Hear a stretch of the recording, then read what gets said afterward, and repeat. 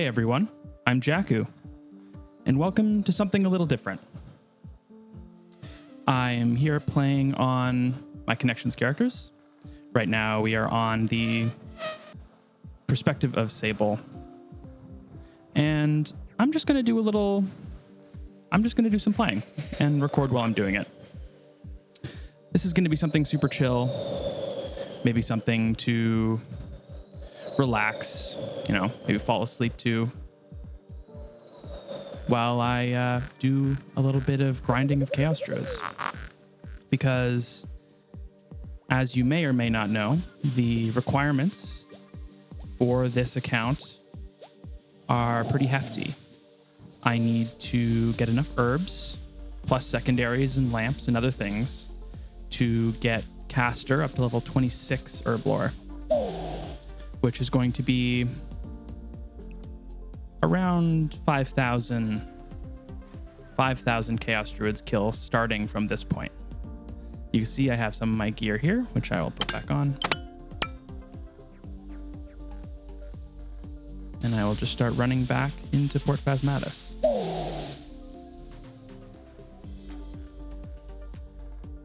I have been blown away by the support of the Connections videos so far. Thank you, everyone who has been liking, commenting, subbing. It has been an absolute blast being able to go on this journey up to this point. And I'm very excited to continue with these two accounts. So as I get set up here for another trip of Chaos Druids, I should make sure. I think the volume on RuneLight might be a little high, so I'm just going to move that down a little bit. I'm going to move all of these things in. Just so everyone knows, this is happening after the first episode of Connections has come out already. So if you don't want spoilers, this may not be the video.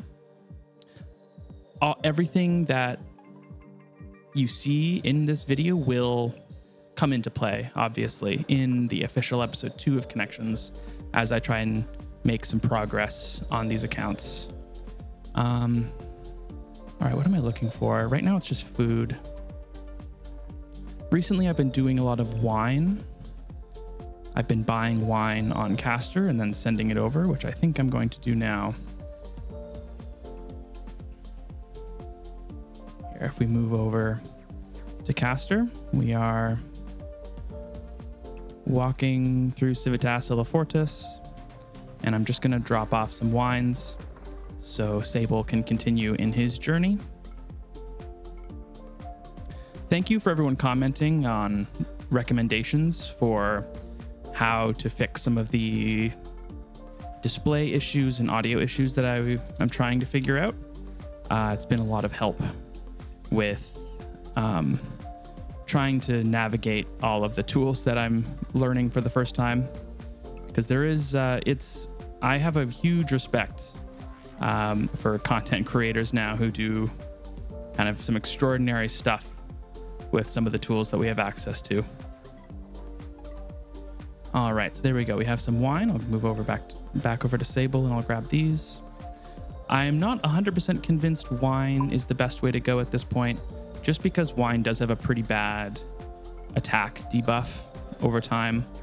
So after a little while, my attack really starts taking a hit. We'll try one more time with wine. I've only done a couple of rounds. While we're doing this with Sable, I'm going to get my woodcutting gear ready on Castor. Where is my axe? There's my iron axe right there. And I'm going to bring a knife too, because I think in the meantime, I'm going to be chopping oak logs and then immediately fletching them into longbows for now. So yeah, like I was saying, this is going to be a pretty chill, kind of like a live stream, but without the live part. Just going to kind of play the game, chat, tell you a little bit about myself, because I haven't really done that yet. And, just have a good time. because I'm playing the game anyway. I feel like I may as well just record as I'm doing it and kind of bring you along the process of what it's like playing these counts on a day-by-day, minute-to-minute basis. Because I do find a lot of the time I love the breakdowns that content creators will do on accounts that take 1,000, 1,500, 2,000 hours. They boil all of that time down into under 10 hours a lot of the time. Like I know Swampletics off the top of my head, the entire length of all the videos combined is somewhere 12, 13 hours. So almost the entirety of Swampletics' life, I guess you could say, is not shown, which is, I think, is a good thing. You don't want to see every moment, but I think it would be kind of fun to just kind of see everything behind the scenes, get a bit of a behind the scenes look as to what an account like that looks like on a day-to-day basis. All right, now that we're set up here doing something AFK on Castor, I'm going to move back to Sable, and we're going to start making our way past the... Oh, wait, make sure I have everything. I really should make myself a Snelm. I know that gives a small amount of defense, so it would be useful, I think, to have. I am coming very close to level 40 attack, which I'm very excited about. Because I think the easiest upgrade, rune item upgrade I can get is the rune mace, which is buyable just south of Civitas Illifortis. I don't know if I'm saying that right. I am very uniquely not, I guess it would be like Spanish, inspired by Spanish. I'm very not Spanish, so I might be butchering the name, but just south of Civitas Illifortis, there's the mace shop, and you can buy a rune mace. And to be honest, I don't know if it's much better than an adamant scimitar. It might be slightly better, but I know scimitars are just, compared to every other type of weapon in the early game, scimitars are just a step ahead of everything else. Which I wish, I mean, going back in time, it's hard to, in retrospect, kind of figure out how this stuff would play out. But it would be nice to have a little bit of variety in the early game for different styles of weapons. Because I know maces give you prayer bonus, and there's almost no reason to use it, especially in the early game, because you really don't have much use for prayer until you get your protection prayers. Meaning the added benefit of having a mace over something like a scimitar or a longsword or something else that just gives objectively more DPS, there's very little use for it. So maybe I'll have to do some calculations. I'm sure there's a DPS calculator which can tell me which is better. If I had to guess, it's probably very close.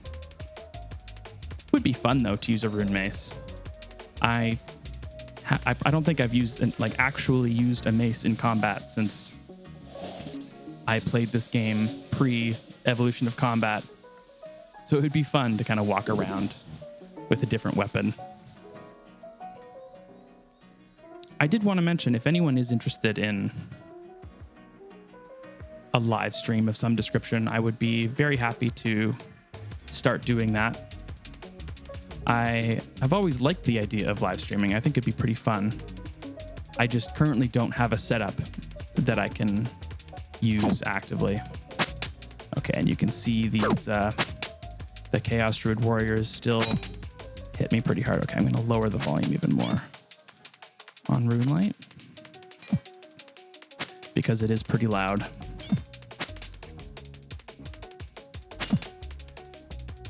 Up to this point, I've been running away from the Chaos Druid Warriors, trying to just kind of hide behind this bell in the center of this of the roof here, but it can be a little bit of a pain, especially because the Chaos Druid Warriors seem to have a faster attack cycle than the regular Chaos Druids, so they always just manage to get hit-ins right before. I'm about to hit level 40. So yeah, if you missed the first episode of Connections that came out about a week ago, oh, there we go, level 40 officially. If you happen to miss it, I am currently only picking up Marantils, Terramins, Guams, and anything I can clean up to level 26, because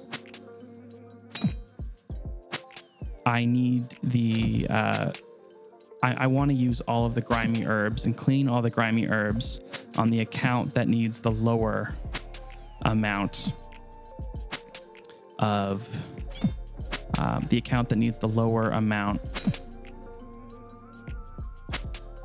sorry, the attack noises are too loud in my headphones. I'm getting distracted. Anyway, I want to give all of the grimy herbs to the account that needs the lower amount of herblore XP to move on to the next chunk. And that just happens to be Castor with 26.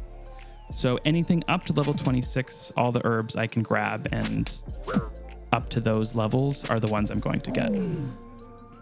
So unfortunately, that means I'll have to be avoiding some of the more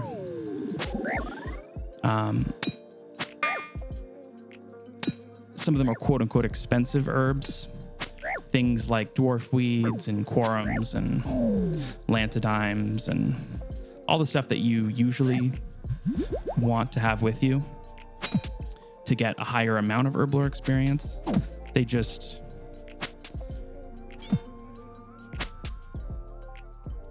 I don't have enough use for them.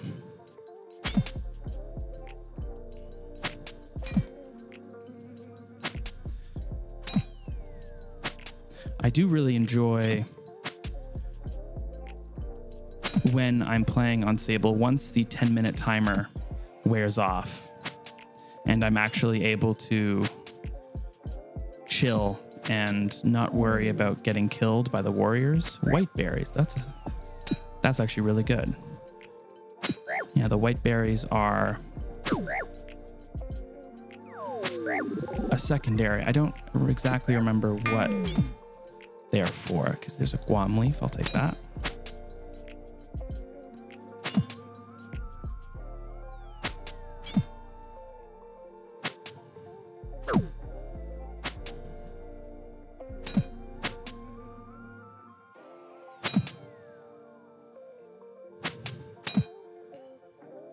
I do want to get level 40 defense because I'll be able to buy adamant weapons, or adamant armor, excuse me. And it'll be really nice when fighting the Chaos Druid Warriors. Hopefully I get hit a lot less. Ooh, sandwiches. A pie. Okay, that's fine. It would have been really nice to get something ridiculously rare like the stale baguette. Would be very fun on accounts like this. But no luck this time. Is some nice healing though. That was 12 HP healed. I am very okay with that.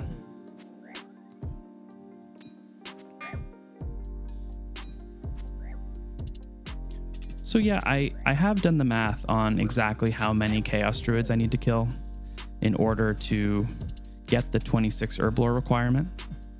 I don't remember off the top of my head, but it is somewhere in the realm of 4,500 to 5,000 grimy herbs. And it very likely will be a lot less than that in the long run because of any secondaries that I get. Because each secondary I get that I can use to make a full potion cuts 50... Oh, and there's level 12 fletching on Castor as we speak. I forgot the level that was needed to cut the oak logs into arrow shafts. It's level 15. I was only level 11. So, funny me. Anyway.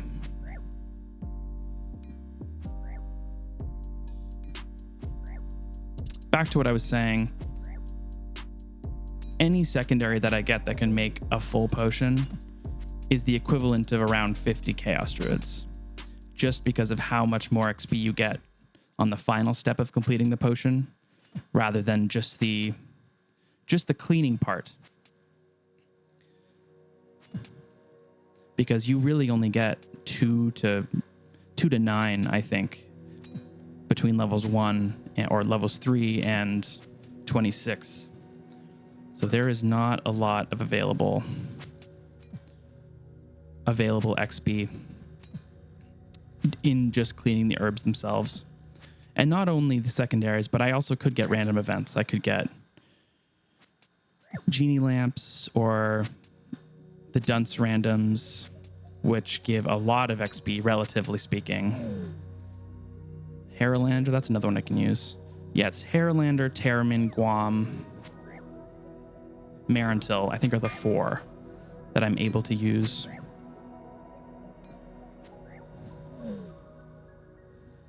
I think at this moment I am also taking Ranars.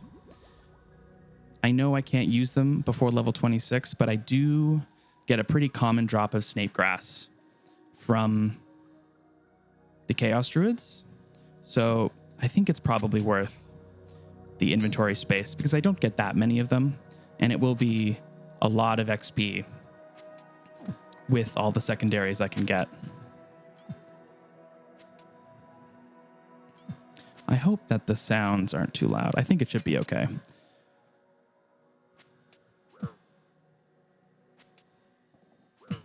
This is very much my first time doing anything like this, so I'm very curious how it's going to turn out. Because episodes like this, they are, I guess you could say they're in the universe of OneChunk connections, but they aren't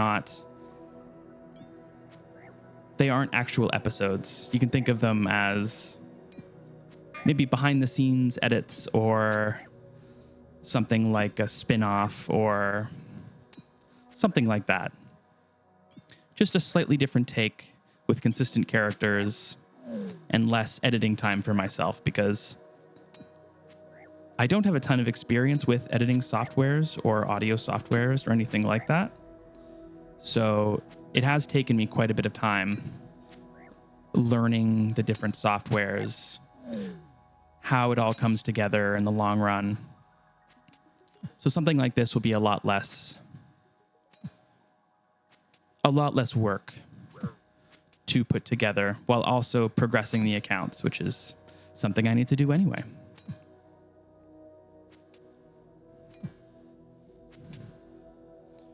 So my aim is to have these videos be somewhere in the 2 to 3 hour range. I really do enjoy the kind of the fall asleep videos to fall asleep to. I don't know if I'm going to title these fall asleep with. I'll figure it out later. This whole project is very much a work in progress. Everything is up for, and anything and everything is up to change. I am not married to any ideas that I have so far. Will always be looking for feedback on how to improve both the ideas and the accounts and the videos and the editing, everything like that. So I really do appreciate all of the very helpful comments, not only on interesting ways to help the accounts progress, but also on things like using stretched mode in RuneLite to be able to have a better viewing experience. I hope this is better than the first episode of Connections. I was happy with the way it ended up. I did notice that there were some kind of visual issues, especially when watching on a smaller screen, like a phone or a tablet. Some things became kind of difficult to see, and I would like that not to be the case. Okay, I'm going to pick up runes as well, because I don't believe there's any current way to get runes other than these chaos druids. And it will be nice to have some way of leveling up magic as time goes on.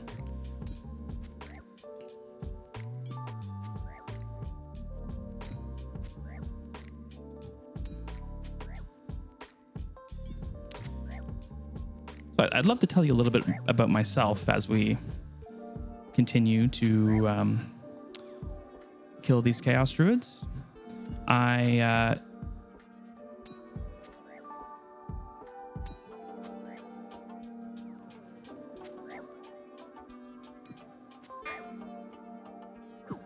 Sorry, I totally lost my train of thought. I'd love to, oh, speaking of, lost my train of thought again, but there's a snape grass, which will become very useful with the Raynar weeds. Anyway, back onto my train of thought. I'd love to tell you a little bit about myself. So I'm from Canada. You might be able to tell from my accent. I have a pretty thick, at least in my own opinion, I have a pretty thick Canadian accent. Pretty noticeable on video, which is totally fine. I'm not mad about it. I think it's pretty interesting to listen to compared to kind of the more, I don't think normal, but I have a little bit of a twinge in my accent, which is okay. I especially noticed it in the intro episode. I had to say the word dagger all the time. And oh my goodness, the amount of times I had to say that word again and again and again in post in order to not make it sound like I was saying something totally different was pretty funny. It's too bad. I really need to get an external hard drive because I have so many. I'm going to end up having a lot of kind of outtakes from recording that I do. So it would be fun to be able to keep some of them, but at this point, I just don't have enough hard drive space to keep everything because the videos end up being really, really large in terms of storage space on my PC. So at the current moment, it's a little difficult for me to be able to keep old episodes. I kind of have to wipe everything as soon as I finish a video, which is too bad, but at the current moment, it's the best I can do. So anyway, I keep rambling. I'm from Canada, and I have been playing this game for a very long time. I'm a dad to a beautiful 2-year-old girl, and with another one on the way, which is very exciting. Me and my partner are extremely excited for the upcoming second child. And I will say, for anyone who is nervous about having kids or thinks that they will kind of lose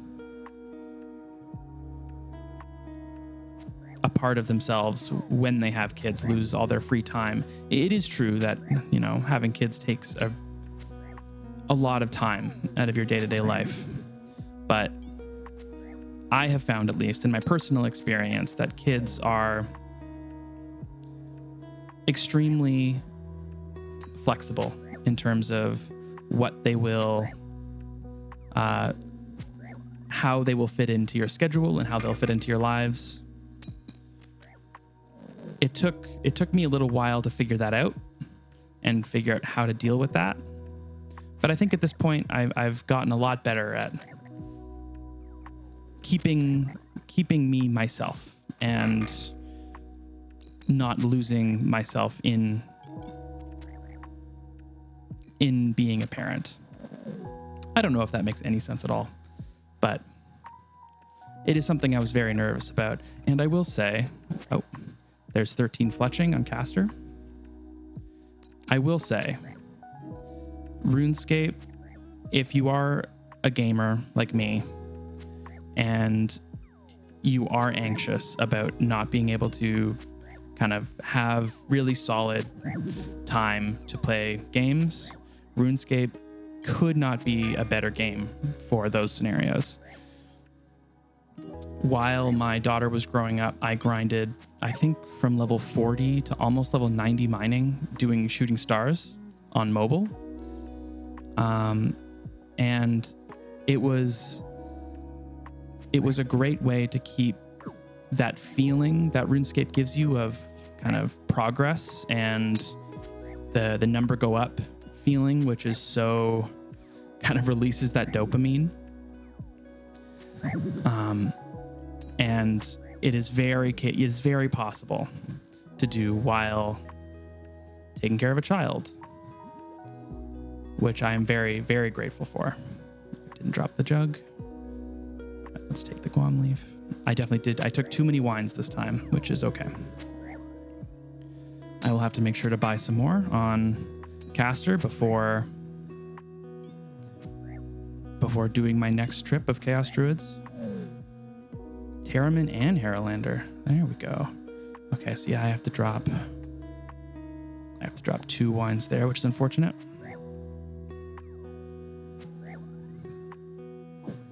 Anyway, again, I got sidetracked, but that's a little bit about me. And there's level 37 woodcutting. I need level 60 for use, so it is still quite a long way away, but every tree is a tree less in the future that I have to cut. All right, another Harrowlander. So I'll drop another wine, I guess. I might try and kill a couple of the warriors just because I have a few extra wines, and they can drop secondaries, which I would much prefer than just the herb itself. I am going to have to, I think, cut this video about halfway through because I have I'm a software developer by trade. I do front-end web development. A black dagger, that's interesting. That must be a pretty rare drop. I've never seen that before. Just drink this and then drop it. I might take it. That's kind of fun. So yeah, I'm a front end. I've also done full stack web development as well. And I was recently, about 2 months ago, laid off from my job, which was why I decided to start doing YouTube. I thought, what a better way to kind of spend this extra time that I have. I mean, I'm already playing the game anyway, so I may as well kind of follow a passion that I've had for a long time. And you do something a little bit different with it. So that was my inspiration for starting YouTube. And I've always had this idea of kind of a solo group Iron Man. Oh, 41 attack. I really should have moved on to defense. I need 40 defense. So I'll do that now. Move on to defense.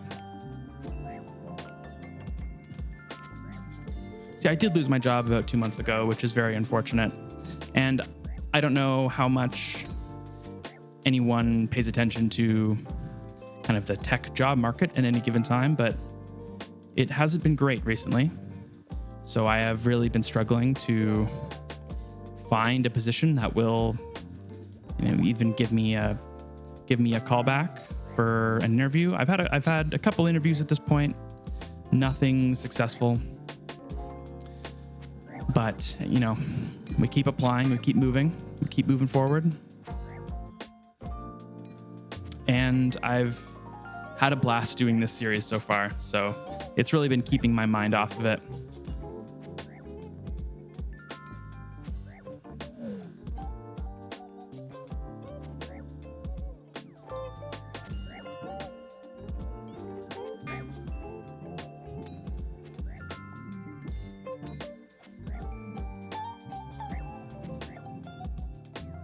I'm almost done this. I am almost done this trip of Chaos Druids here. I'll keep doing the Chaos Druid Warriors because I do have a little bit of extra health I can play with. I should also do the math because I know I need to kill so many Chaos Druids and Chaos Druid Warriors to get 26 Herblore. I wonder how much combat XP I'll get up to that point. Because, I don't know, these have, what, between 20 to 40 health each? And each point of damage is 4 XP. So that seems like a pretty decent amount of combat XP that I will be leaving at the end of this grind. There's a Terramin. Okay, so I'm just, one more herb away from going back to Port Phasmatis.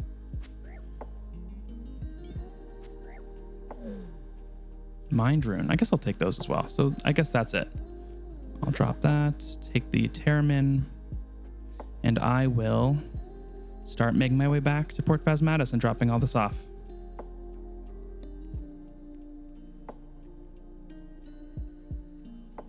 Like I mentioned already, and I'll probably mention it again, to be honest. I am blown away, absolutely blown away by the support that the first 2 episodes have seen. This for me is just a passion project. I wanted to do it for myself. I wanted to do it to learn some skills and try something new, try something different. And I'm extremely blessed, very happy that other people have seen something interesting in the idea that I've been kind of playing around with in my head for a long time. So thank you again.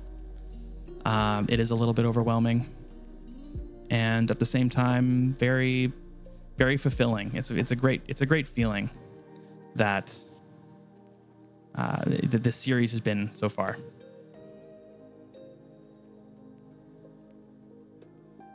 I did hope, though, that I wouldn't die. I was hoping to keep the hardcore for a little bit longer than maybe 10 hours of game time that I ended up surviving, especially because I wasn't able to get the clip. I was racking my brain, trying to figure out a fun way of recreating the Sable's death. And I think I ended up with something okay, but it was a shame that the death happened while I wasn't on my PC and wasn't able to kind of screen record the whole thing. But it is what it is. I've never played a hardcore before, so I've never really thought about what it takes to play a hardcore. I can't believe creators like C Engineer and Verf, who have these crazy hardcore Iron Men, like in only PvP worlds and only, like, that just seems wild to me. What am I doing? Oh, I need to buy wines. They're not that expensive. I wonder if I can, because I'm currently just cutting some of these longbows. I wonder if I can just sell the longbows instead of having to go all the way to the bank. And oh, there's level 14 fletching. One more level. These fletching grinds, by the end of these 2 accounts, I will very likely be much higher than level 60 woodcutting on both accounts, because not only do I need the fletching, I also need fire making. So it's going to be a lot of, I don't know if I can sell these here. I cannot. I guess I'll go to the general store up here to sell them. I mean, at that point, I may as well just go to the bank, but whatever. 24 coins. That's really not bad. I know why people end up selling so many unstrung bows to general stores. Probably don't do a lot of oak bows, though, I don't think. So I'll just grab as many wines as I can. And I will send them over to Sable. All right, buy wines. Okay, that's good. If I could change anything about how these two accounts started at this point. I mean, I know it totally defeats the purpose of the accounts, but I think just start off with like 60 agility and graceful. I know that's ridiculous, and I never actually would do it, but anytime I go back to my Iron Man who has graceful at this point, it's it reminds me how painfully slow walking around can be with these two characters. And it's why I do like having two characters, because while one character is just kind of slowly walking, the other one can be doing something. All right, so I will send over all the wines and some coins as well. Sable could always use some coins. All right, there we go. I'll move back over to Sable, open the group storage, and grab all of the wines noted and these bones as well. And I'll go back to the bank and I will deposit all this stuff and take another, I don't know exactly how many wines I need, because I definitely took too many last time. So why don't I take 7 wines? I'll take 7 wines this time, and we'll see how far that gets me. I have taken too little food before, which is always a bit of a shame, because I end up wasting some time at the Chaos Druids. But it's a bit of a balancing act, and there is certainly a hint of randomness involved, because those warriors hit a lot of zeros, but sometimes they hit 4 5s in a row, and I'm almost dead. So it really does depend on how much they end up hitting me, which is why getting 40 defense will be really helpful. Wait a second. I'm saying something, and then I'm immediately second guessing myself. 30 is adamant. Oh my goodness. Okay. You're going to have to get used to this with me. Sometimes I know what I'm talking about. Sometimes I know what I'm doing. And sometimes my brain just skips beats back to back to back. I knew adamant was 30. I knew adamant armor was 30 defense. Why did I think I needed 40? Just the other day, I was recording the first episode of Connections, and I talked about how I needed 30 defense for adamant armor. Oh gosh, okay. This is a bit of a spoiler warning coming up, so if you want absolutely no spoilers for episode 2 of Connections, I might cover my ears or my eyes, because I am almost level 75 thieving on Castor. 1 level away. And with that, I have gotten quite the cash stack. So buying the adamant armor for me at this point, so I have 324,000 coins. So my money issues have evaporated since the first episode ended, thanks to the wealthy citizens that I have been stealing from. Which I will say, wealthy citizens is an absolutely amazing addition into this game. As someone who I've mentioned already doesn't really like pickpocketing, on my Iron Man, I really struggled through the kind of mid-game thieving levels, pickpocketing knights, just trying my best to get to Pyramid Plunder, where I have gotten most of my thieving levels since. All right, so I'm getting adamant armor. 16,000, that is totally fine. I'm gonna get another full set, because I can. Castor is not the level. Castor is 2 levels away from being able to use adamant armor. But that is, I'll just do it now. Why not?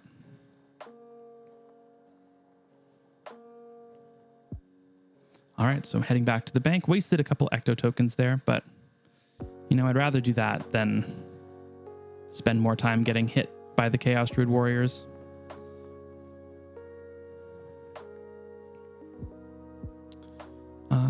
I may as well just take off my mithril items now. Bank them.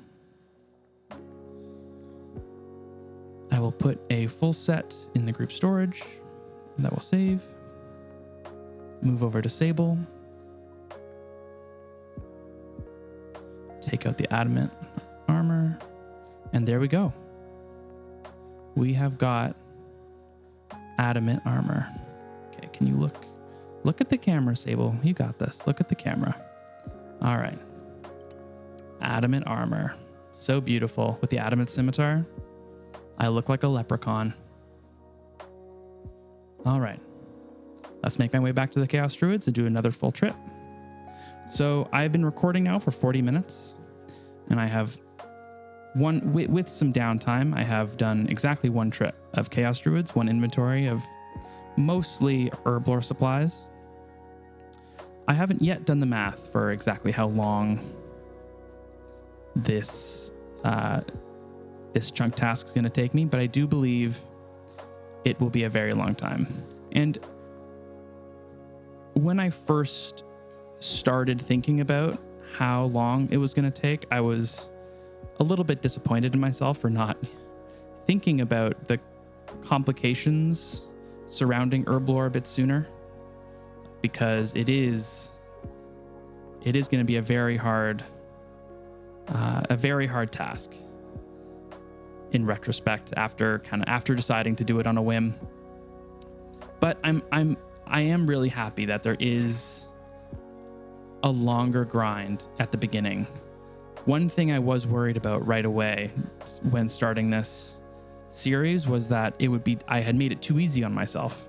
Because I had mentioned that I don't have the capacity to play this game every second of the day. Like I said, I have to apply for jobs. I'm doing different job training and trying to find a way to, be able to provide for my family, which has been a pretty stressful part of my life past couple months. So yeah, I don't have 24 hours a day to dedicate to content creation and RuneScape as a whole. So I'm just not able to do kind of some of the more, like what I'm trying to think of just off the top of my head, some of the crazier grinds people have done. Like the gargoyle grind for smithing supplies that Settle did on Swampletics, or the Hill Giant grind that Verf did on his OneChunk account. And I don't even remember why he did it, to be honest. Oh, it was for Scotizo. Is that the name of that boss in the catacombs? For the Jar of Darkness. I think that's right. It ended up being some ridiculous number of hill giants. Or, I've been watching a lot of Frey recently, who did the Canifis chunk. His grind getting, what was the thing he was really stuck on? All the Revenant weapons ended up taking a massively long time. So I'm just unable to do similar things, and at the same time make content and kind of learn these new skills, which is part of the reason why I started doing this in the first place. So I was worried that I'd made it too easy on myself. But after doing some math and after thinking about it, adding herblore, I think I've done a decent job of kind of balancing the two. Especially because I don't have to worry too much about one character being stuck for an extended period of time when the other character can start rolling chunks. There will be something to do from the get-go. Maybe not the get-go, because 26 herblore still is pretty intense. And if I do end up getting the farming chunk next to Civitas Illifortis, that I think that requires... Oh, I got a random event. I will certainly do that. 160 coins. That's actually... I'm actually just going to drop that. It's not enough.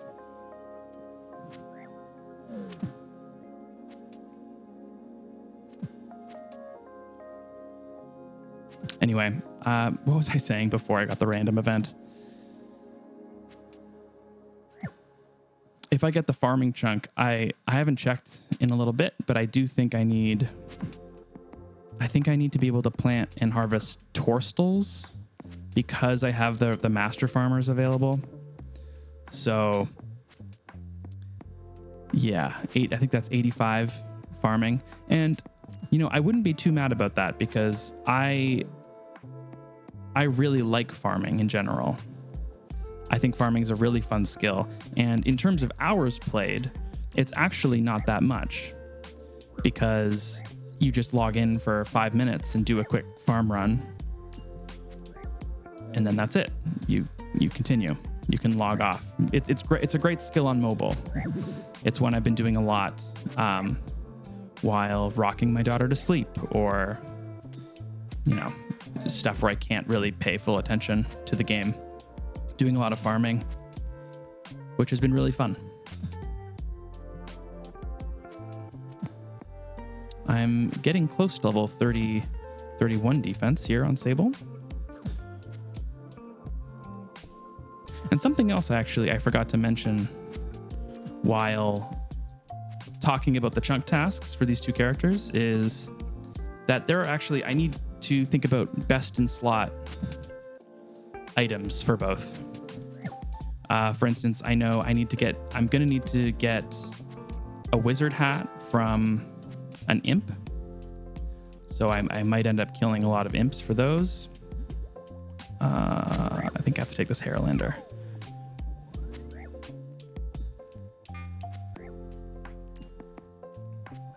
So I need the wizard hats from the imps and a couple of other. There's level 31 defense. A couple of other things. So a rune item from. I can't remember exactly off the top of my head. I'll have to look at the chunk picker. But I do need best in slot items as well. And there was brought up in the comments, and I'm going to go over this in the next episode, is what am I going to do about the nightmare? Because the nightmare, for those of you who don't know, is in the basement of one of those buildings in Slep. I spent a good amount of time there in the first episode killing rats just to get a couple of combat levels on Sable. So what am I going to do about the nightmare? Because I can, in theory, just do it right now. And while I was setting up the accounts, I actually had to backlog a lot of the chunk tasks that I knew I wouldn't be able to do because they were either drops from the nightmare themselves or it was Inquisitor's equipment, which are the kind of the unique drops you get from killing the nightmare.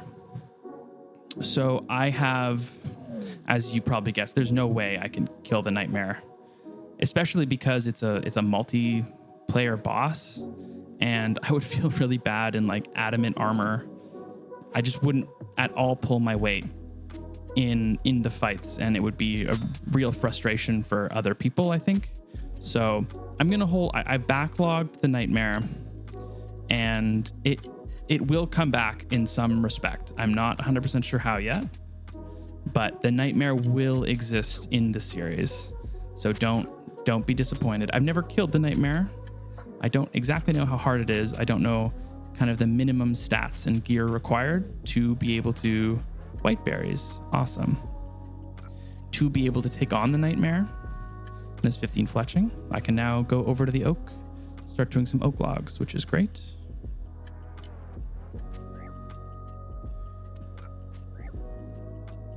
Anyway, I'm not 100% sure what the minimum required stats and gear is to be not a total pain while doing the nightmare, but it will be eventually I will kind of go back and have to tackle the nightmare. I don't know if that's first getting Barrow's equipment or if that's something else, because I've watched a couple of guides how to do the nightmare, and everyone is bringing, top, like, Scythe of Vitur and, stuff I'll just never have access to.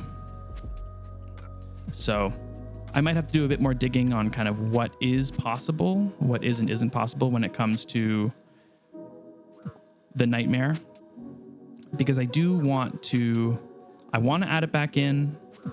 I want to have that challenge in the pipeline for Sable, because I think it's a unique and interesting kind of opportunity lore-wise in the story of the two characters, but also I want to do the challenge. The nightmare looks very fun. I've heard kind of horror stories of it has some really kind of terrible drops, but I would actually getting an Inquisitor's item on an account like this would be an absolute blast. But that won't be for a little bit, because the stats and gear required seem to be well out of my reach at this point.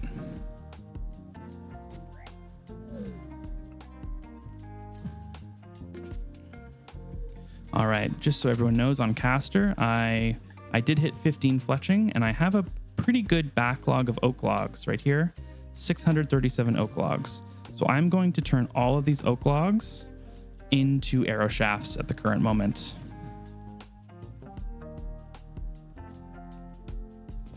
And these arrow shafts, I'm going to use the feathers that I got from the chicken grind, and I am going to hopefully get a lot of fletching XP that way. All right.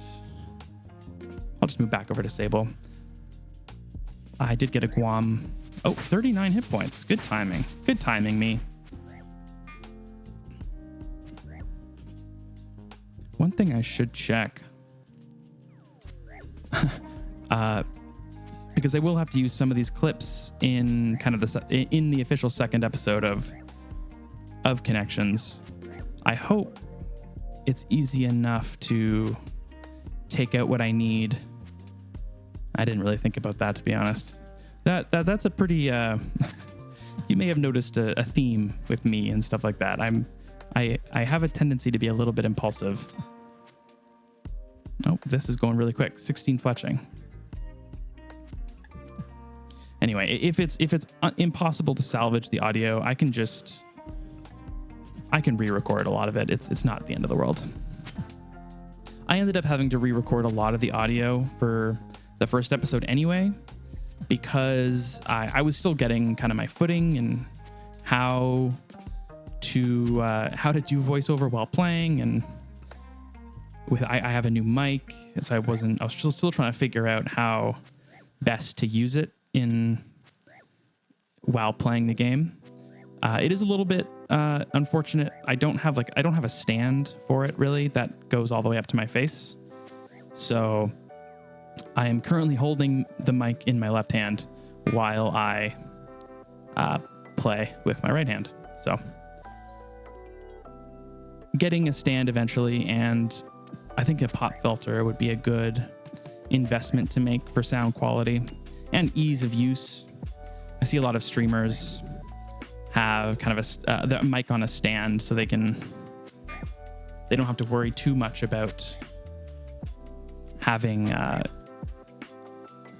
one of their hands completely just inaccessible because of the mic. 2 Guams, that's a really good drop. So I am past the 10-minute aggro timer. So let's see how I end up doing for health, because if I should still be doing the druids or the 32 defense. Awesome. And speaking of level up, there's 17 fletching as well. This is we're getting some good level ups here. Very exciting.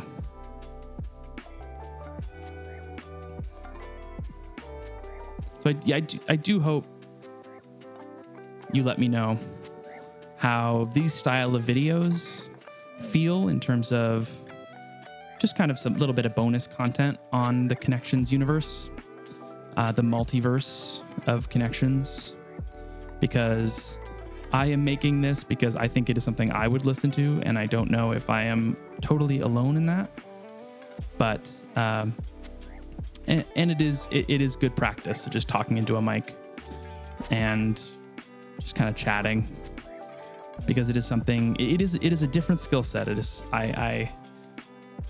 I graduated from university with a degree in theater and performance, so you'd think this would come pretty easily, but it is very different. It is a different feeling, kind of talking into a mic while playing a game, especially a game that I've played for so long and I'm so used to doing without thinking. I don't have to explain myself or rationalize my decisions.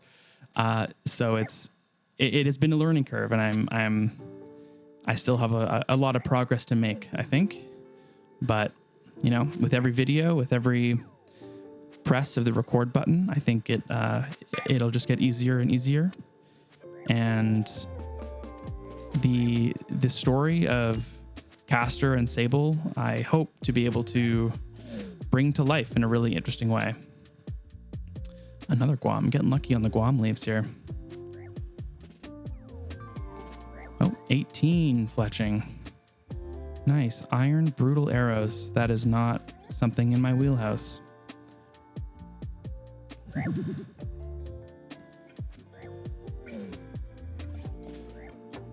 I haven't noticed an immediate change in terms of adamant armor versus the mithril armor.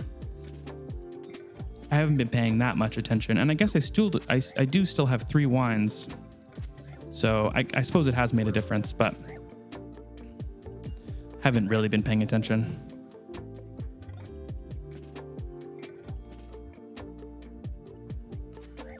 Turn on my run here. I'm just slowly chasing these druids around.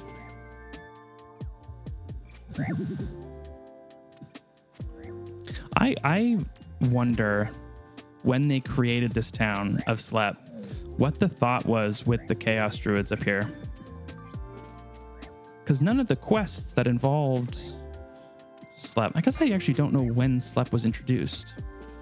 It must have been later than just Mauritania as a whole, because the story of Slep kind of happens much more recently in terms of the quest progression in the kind of vampire storyline.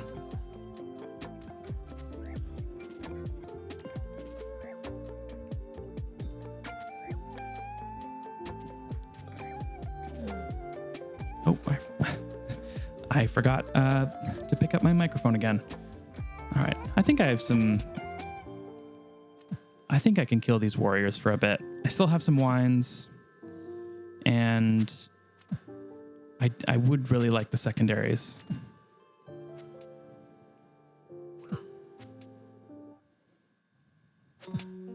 Oh, and there's level 19 fletching.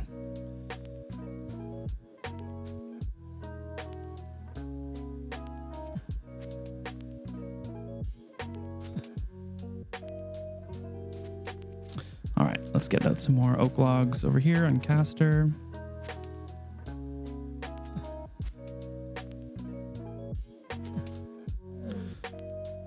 Some more white berries. Oh, okay, good.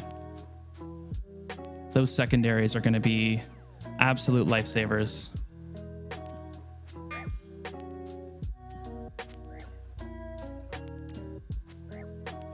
It does feel very strange having these higher level herbs just lay on the ground. The lantidimes and the dwarf weeds. But, I mean, there's nothing I can do. Raynars. I am taking Raynars. I'm just going to get a little sip of water here. Oh, never mind. I can't. I have a water with a little cap on it, and I cannot open it with one hand. So maybe I'm not drinking water.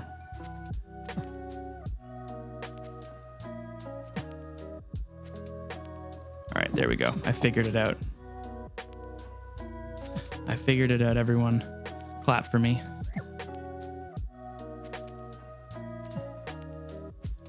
It's currently just before 3 p.m. where I am right now, and I do have plans at 4, so I do have to watch the time. But I should be good for maybe one more full run. Oh, wow, these really are going quick. Level 20 fletching. Oak short bows. Okay. 6,000 arrow shafts. How many feathers did I end up getting? I ended up getting... Where are my feathers? 5,400. So I already have more than enough arrow shafts. So I can just move on to doing the short bows for now. And maybe I can do kind of a mass sell to a general store after they're all done. Because I don't have another tree until I get to use. So it's going to be oak short bows and then oak long bows all the way.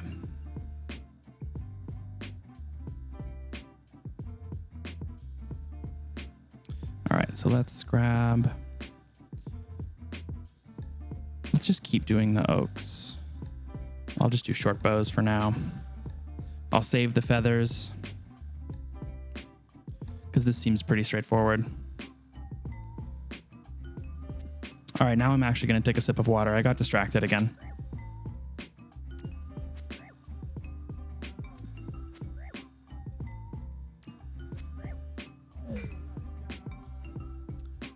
There we go. Lovely. All right, gonna drop all these.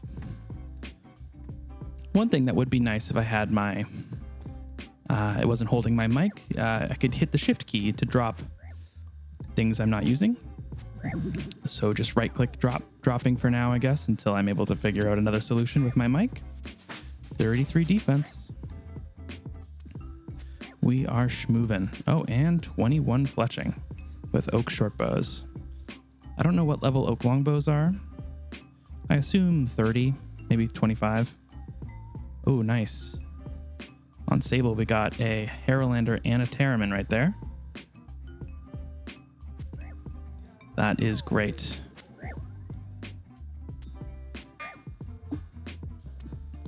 After this grind, I wonder when Sable finally moves out of his starting chunks. I wonder how many Chaos Druids will have been slain. Because I do know Settled killed a lot of Chaos Druids when he had to level up Herblore and get... I don't remember what level, but for one of the super attack or super strength potions he was making. Yeah, I think he killed a lot of them. So I wonder if by the end I will have killed more. Okay, yeah, so the oak longbows are level 25. So once I hit level 25, I can go on to oak longbows. It would be nice to have a way to get easy bow strings, because that would be really fast fletching XP. But I don't think there's a way to do that. I think it's just going to be the unstrung bows for now. Oh, and look at the level 22 already. These levels are really, really going fast. I just got a law rune drop, the 2 law runes. I don't think I'm actually going to take them, because unless I get another law rune drop, I think just having another herb will probably be better use of my time, because I have gotten quite a few law runes at this point, and it's going to be a while until I'm able to use the law runes for anything that is significant for training magic. Yeah, there we go. So I got a Herolander, so that's a much better use of my inventory space. All right, continue with short bows. There we go.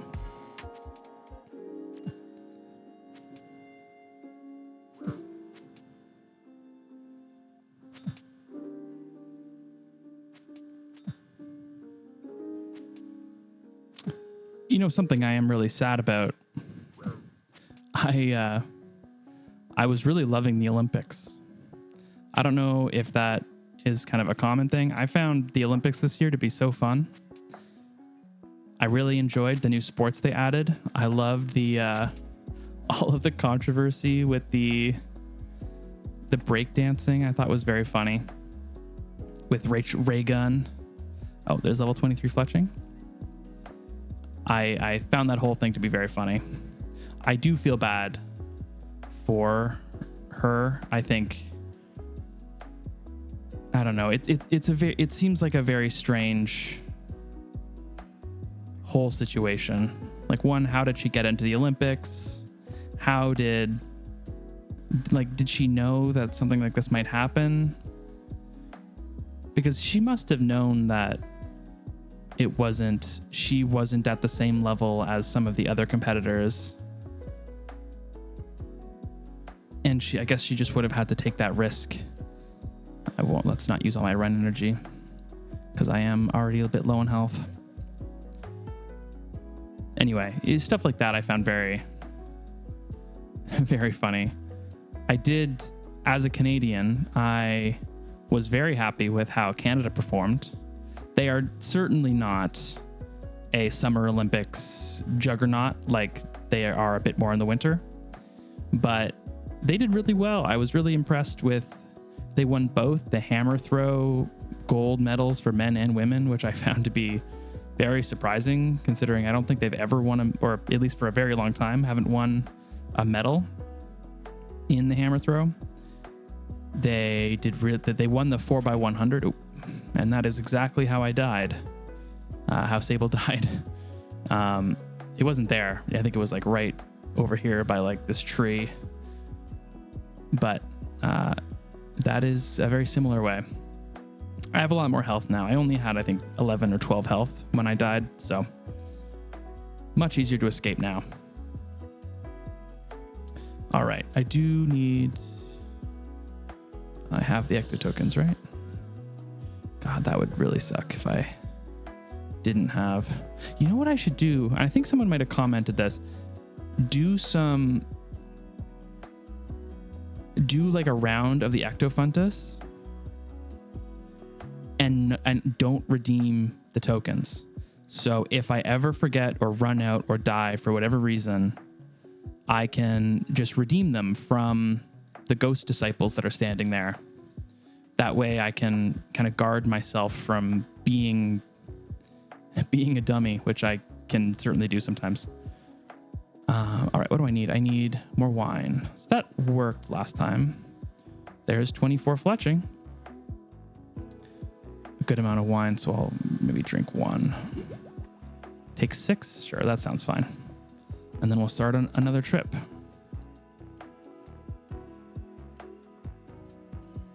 Anyway, yeah, Canada did really well. I was really, really proud of them. We won the silver medal in women's beach volleyball. It was a really fun game.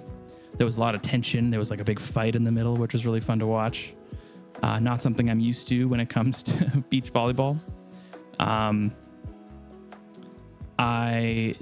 was hoping that the men's basketball could, I don't know, get a little bit further. Ended up losing in the quarterfinals, which was disappointing, but they did very well. I mean, there was a lot of good teams. I did have higher expectations. I was honestly kind of expecting maybe to get to the finals and get blown out by the States, but it was not meant to be.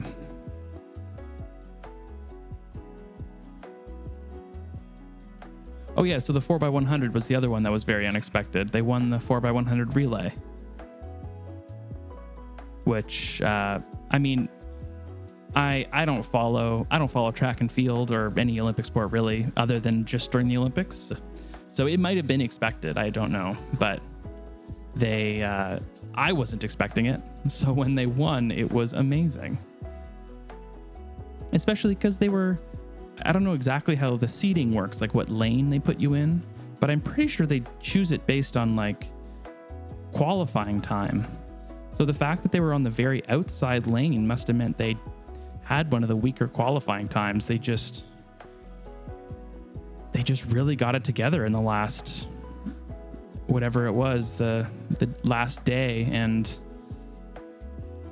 just blew everyone. I mean, they didn't blow everyone out of the water, to be fair. It was really close race, but Andre de Grasse at the end really, who, I mean, if you don't know, he was the anchor leg runner for Canada. He's a bit of an icon here when it comes to Olympic running. Speaking of Olympic running, there's 25 fletching. I am going to move over to the oak longbows now, which give quite a bit more XP actually. All right, we are back in Slep. We've done the walk. Now let's get another inventory of herbs. All right, there we go. So this is what I'm going to be doing for a long time, at least on Sable, just walking back and forth, getting as many herbs as I can and repeating. So I'm happy that Castor is here to have a little bit more diversity. He's got a bunch of different stuff he has to do before he can move out of the chunk. All right, more longbows.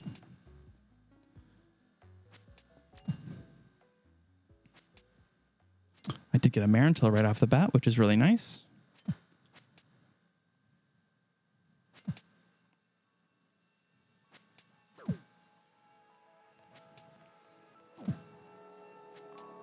So I'm going to go for another. I think I'll just finish this inventory of herbs, and then I'll make a cut, and I will either continue later or tomorrow. Yeah, this is going really fast. There's 26 fletching. Doing more longbows.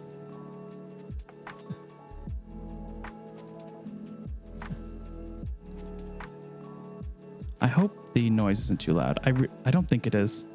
I should have tested it beforehand, but it is a-okay. I'll fix it afterwards if need be. I can just turn down that slider, hopefully. Ooh, yes, more white berries. Don't mind if I do.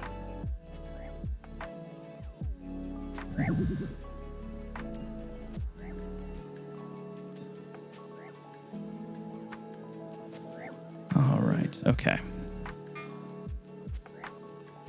It is fun seeing the numbers go up because I'm now hitting 7s with Sable. Once I hit level, I guess, is there even a reason to go for 40 defense anymore?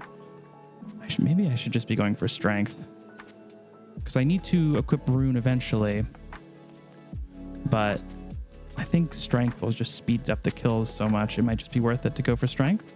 I'll go over to strength for now. I think that makes sense. The levels will be a bit slower, but I think it'll make up for it in the future because I'll just be hitting higher numbers.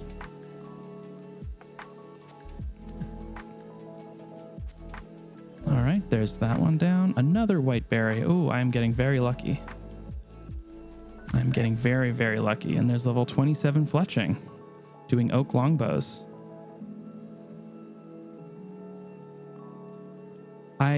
Once I get one more thieving level on Castor and I'm able to steal from the gem stall, I wonder how the fletching XP will be there if I'm just chipping sapphires, chipping emeralds for the bolt tips. I've never done that before. I don't know how hard it is to steal from the gem stall or how often it respawns.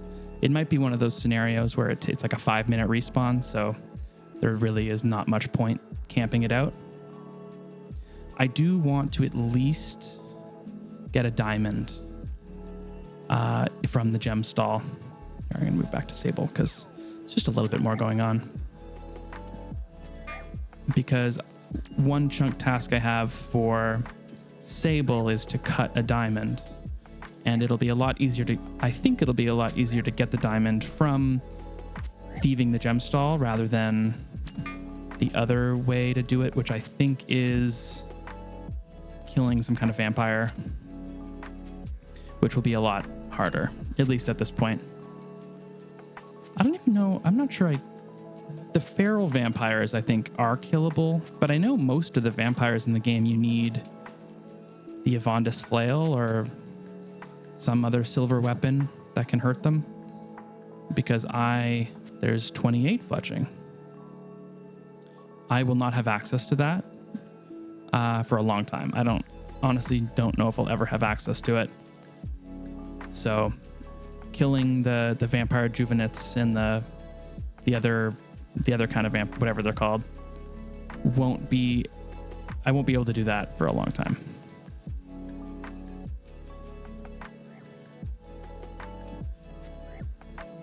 have not drank a single wine yet. This is probably the least damage I've ever taken on a trip so far, which is a really good sign.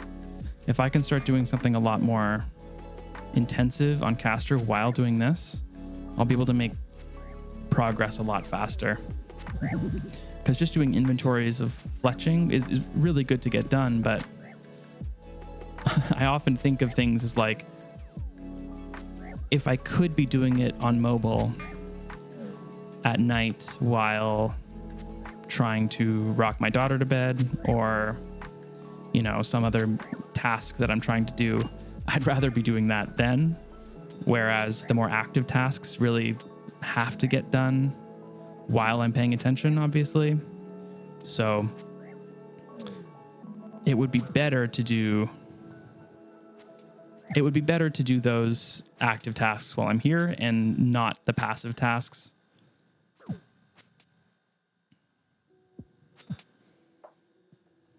I'm going to need to drink a wine soon, I think. I don't like drinking them too quickly because it lowers my attack. So I'm just going to start hitting less and less. Level 29 fletching. Wow. I was not expecting this to go so fast.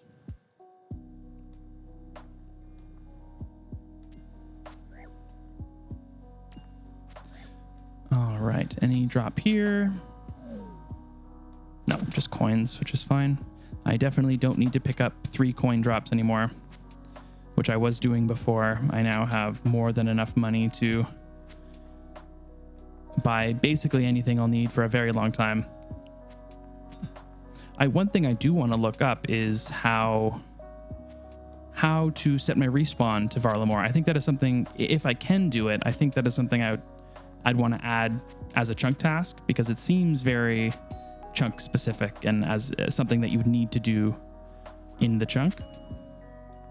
I don't know if it's possible. Like, I know the one in Ferox Enclave, I think you have to just pay a bunch of money, and the one in Camelot, you need to do the Night Waves training arena thing. So there's I'm not sure what the one in Varlamore is yet, because before Castor, I really spent almost no time in Varlamore. I did do some of the Ranharweed, nice. I did do some of the Hunter Rumors, which I think is another great addition to the game. But other than that, I haven't spent a ton of time in this new area. I am excited for Varlamore Part 2. Depending on when it comes out, it might add quite a bit of... it might add to the chunk tasks that I have to do, because I know there's going to be an agility training area. There's like an Herblore mini game, I think, that's coming out. If I can do that, imagine if I could do the Herblore mini game. That would change everything. I don't know when. 30 fletching. That's amazing. Composite ogre bows. Okay. Like I was saying, I don't know when the second part of Varlamore is coming out, or to be honest, I'm not 100% sure if the Herblore minigame is just a meme that I'm not aware of somehow. But that would be unbelievable if there was an Herblore minigame that I had access to and could get another white berries. Oh, I am blessed by Saradomin today. Holy moly. All right. On Castor, I am out of all of my banked oak logs, so I'm going to go run down to the oak tree, and I'm going to do it that way for now.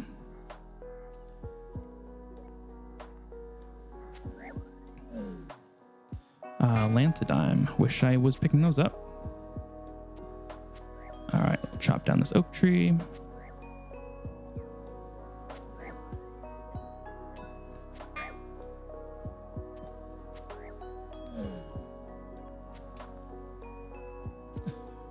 All right, there we go. I do need to keep reminding myself to frame a lot of these shots differently than as I would when I'd be just playing normally. Because when I play normally, I never realized I really did this, but I play so...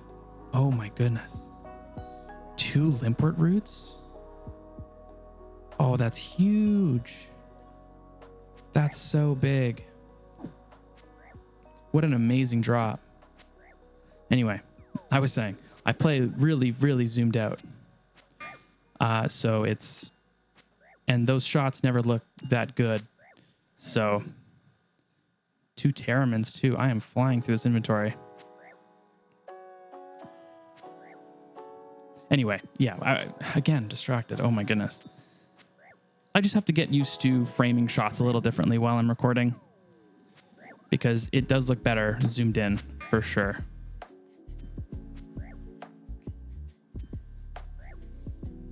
I also don't know one thing. I don't know if anyone has an opinion on this, but I currently have it set up where I don't show my cursor, because you can kind of see where my cursor is on the screen, but it doesn't show. I don't know if that's a good way of doing it, or if I should show the cursor. I'm kind of medium on either way. If people have an opinion on that, I would love to hear it and know what other people think. Oh, I got a snape grass too. I'll have to pick that up.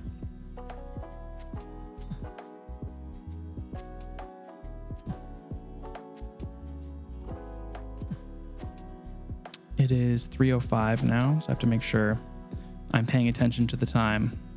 And I'm gonna do a big cut after another limpet root. Oh. Okay, maybe it won't take as long as I think it will. If I'm able to get secondaries that often. Because if we can take a look, because 12 is for the Terramin and limpet root. And then 5 is the Marantil and ground unicorn horn, which I do have one. I have 1 ground unicorn horn.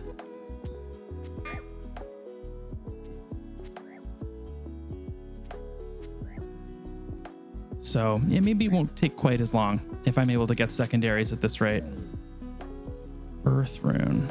I don't think I'm going to take that.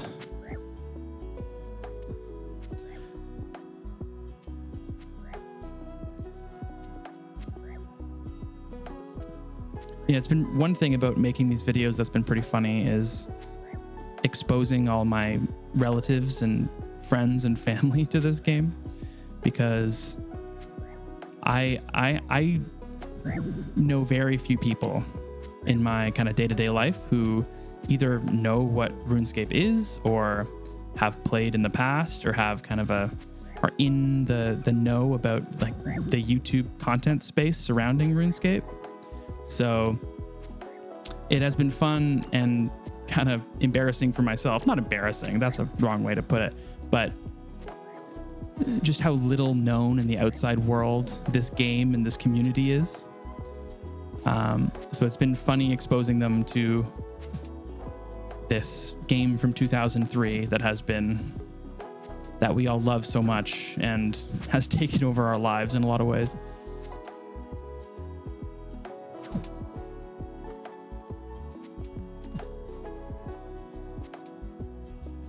Ooh, a 4. Ouch.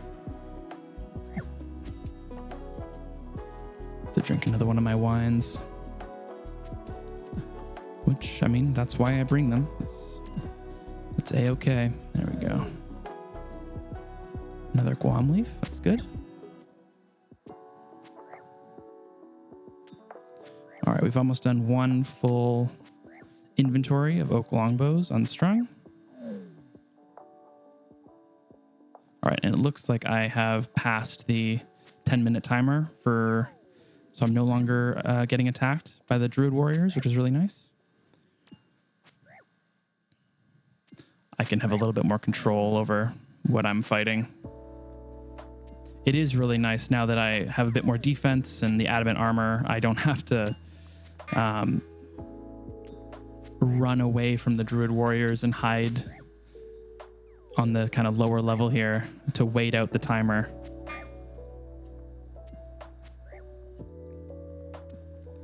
Now that I can take them on more or less, it's ooh, another snape grass. That's really good. By the time we're done, I'm going to have a lot of prayer potions. Well, a lot might be pushing it a little, but I will have some prayer potions, which is nice. Especially if I can start farming Ranars. I know Ranars don't drop that often from from master farmers, but at level 75 they might drop a little more.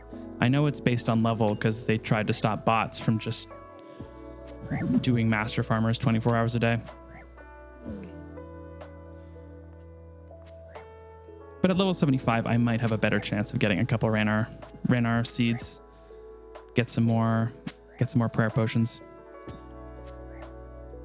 And snape grass seeds too. If I can get 60, whatever it is for snape grass, those often give you a ridiculous amount of snape grass for how many seeds you have, because it's 3 seeds per allotment patch, but you end up getting like 2 full inventories of snape grass every time, which is really great. Oh my god. It's embarrassing. I just tried to click on my OBS window to to move my character. That's something I'm gonna have to get used to. That's funny.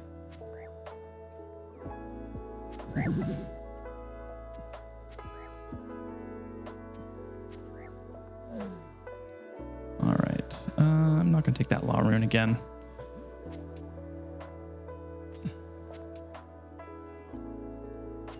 I may as well just hold off on those because I think just getting 1 extra herb is just that much more important.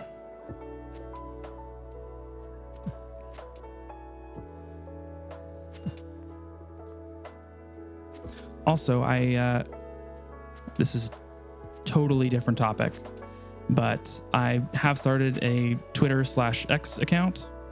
If you want to follow me on there, I'll be talking about stuff related to OneChunk connections. You can hear about new videos and new ideas and stuff from me there. So follow me there. I'm Jaku OSRS. Exactly the same as on YouTube.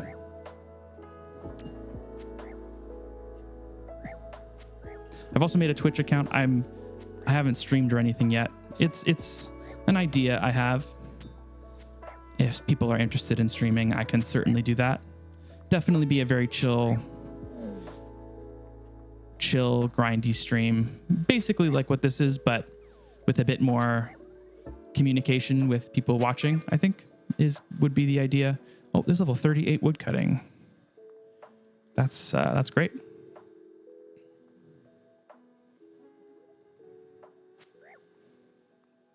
Yeah, I don't know if anyone has logged in and watched Verf's stream at all, as he's been doing he just started a absolutely crazy sounding grind, the 98 smithing grind only on the Lovakite bars.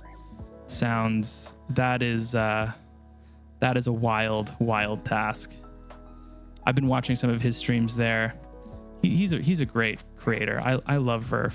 Ever since the first couple of videos he did in his Karamja locked account, he has been one of my go-to creators that I've been following. And then when he started a OneChunk series, I was so excited because Frog Princess. Sure. I don't remember how this one works. Talk.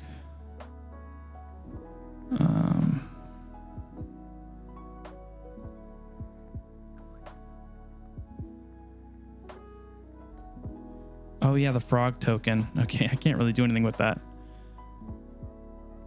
And honestly, I might just drop it because it's going to take up an inventory spot, which is too bad. 31 fletching also. Anyway, ever since the Karamja only account, I've been following Verf, and when he started a OneChunk account, I was so excited because I was so interested in Limport's series that he was doing, that I knew Verf would. It was a match made in heaven. OneChunk accounts and Verf. I just thought, especially starting in the Karen Catacombs, there is no lack of content to do there, and it showed after killing all of the hill giants that he ended up doing. We're also coming up. I'm going to drop the frog token. I can't justify keeping it, especially because I'm so far away from Varrock. Drop all these longbows. on the other account.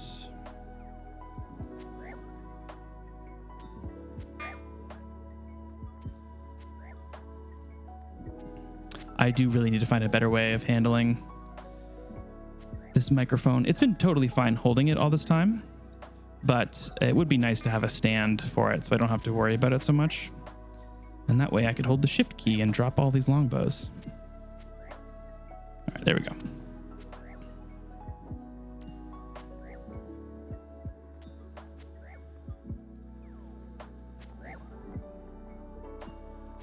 There we go. 2 Irits. Oh, that's too bad. If I was looking for Irits, that'd be a great drop. Ooh, a bird's nest. Nice. That's awesome. I mean, I don't know when I'll have a tree that I can plant, but very cool nonetheless. I am almost up a strength level here. This will be level 42 strength.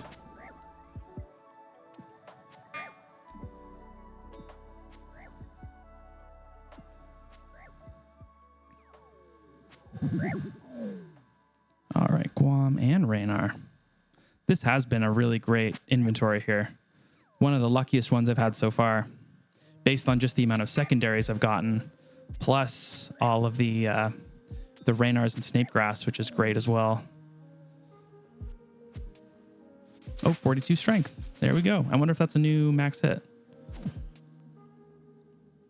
I think my new max hit would be 8 if it is a new max hit, because I think I'm at 7 right now. So I'll just keep an eye out, see if I'm hitting 8s at this point.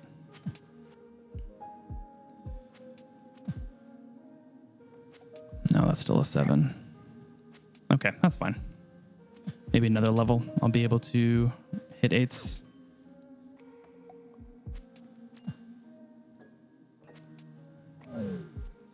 What am I looking for? One more grimy herb, or secondary, or anything that I want to keep. Air runes, mind runes. Air runes, look at that. It's like I called it or something. All right, so it looks like I've been recording for about an hour and a half. I'm going to do a cut here. There will be no difference for you, but this has been really fun. I hope you're enjoying. And we're back. That may have been just a couple seconds for you, but for me, it has been about 24 hours. Let's continue. So I just finished a run of herbs here on Sable. Going to make my way back up to Port Phasmatis and deposit these into the bank. Meanwhile, I am still cutting these oak trees on Castor, fletching them into oak longbows. I am currently at 31 fletching. Halfway in terms of levels, but nowhere close in terms of XP.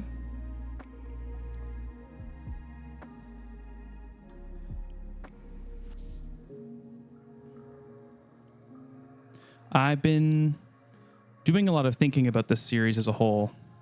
Not only the connections, like main episodes, but anything else I want to do with these characters. For instance, these videos, this video that I'm doing right now, and anything else in the future.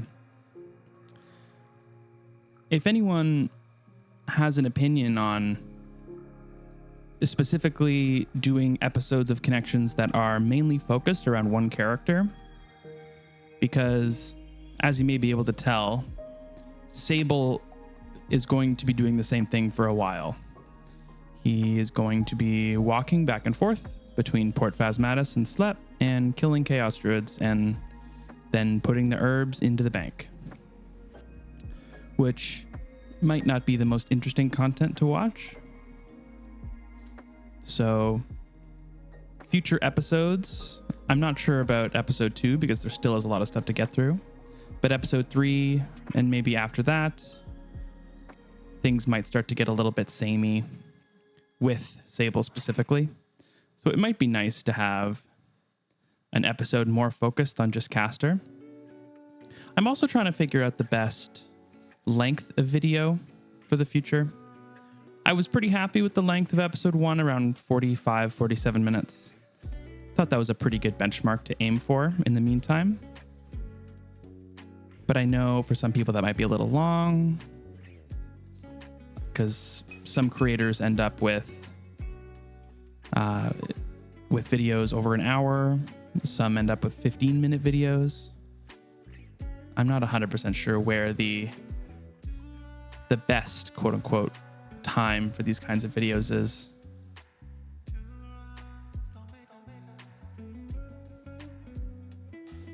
Like I said at the beginning of this video, this is very much a work in progress. This whole series, this idea. So a lot of the stuff that I start off with won't necessarily be how I do it in the future. All right, so we've gone to Port Phasmatis. We've dropped off all of our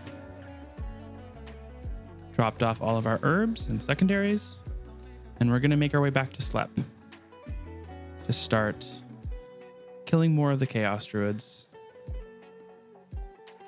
Turn my run on. Get past the vampires, because they do still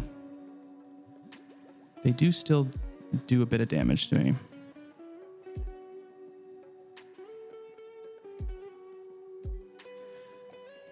I hope everyone's having a great day, great week. Things, I know things can be hard, especially recently. Life has become very expensive in a lot of ways, depending on where you live. I don't live in a big city, but I live in Ontario, in Canada. So it doesn't really matter where you go in Ontario these days. Everything seems to be pretty expensive. And I am extremely fortunate. What is this? Dryad.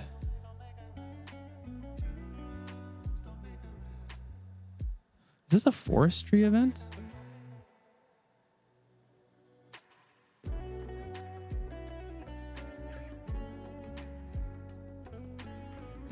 I have never...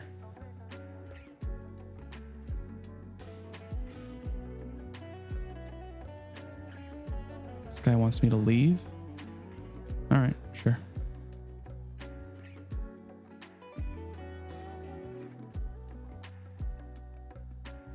That was fun. I think you actually have to be there when the event spawns to be able to do it. I didn't know you could spawn forestry events by yourself. That's interesting.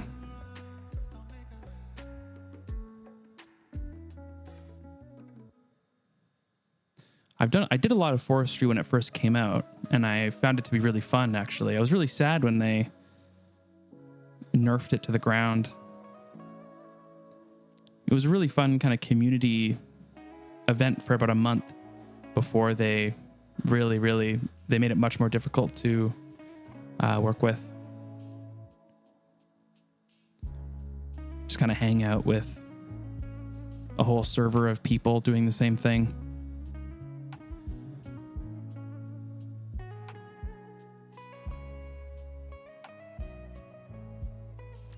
All right, there we go. We're back.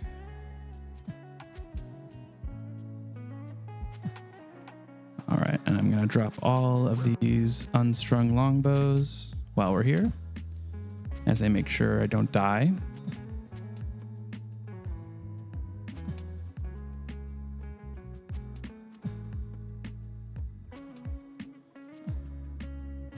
All right, there we go.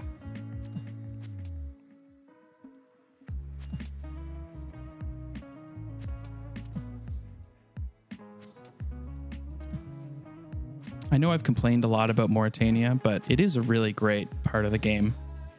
I'm happy it exists, even though it is. I guess the thing is it is really meant for higher level accounts. It is not meant for. Oh, I'm hitting 8s.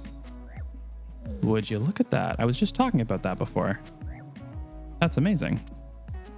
That'll really speed up my progress. Anyway, what I was saying it is not meant for low-level accounts. It is very much set up in the lore to be kind of a mid to end game storyline to follow through this part of the world, which has been kind of cordoned off from the rest of Gielinor, is a very interesting concept. And I do think the game would be lesser without having Mauritania in it, even though it is a pain to deal with in my situation, which is certainly not the situation of the average player in Mauritania. And it is also very old. So it has a lot of older game mechanics and older kind of game ideas in it, which isn't necessarily a bad thing. It just explains some of the quirkiness of the area.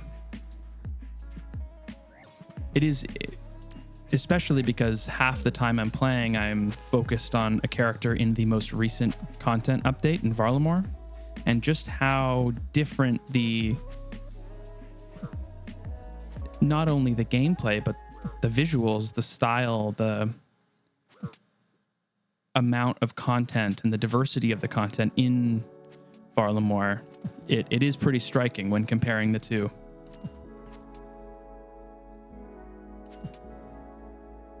I do have to watch out for my health here. I've been bopped a few more times than I was hoping. All right, there we go.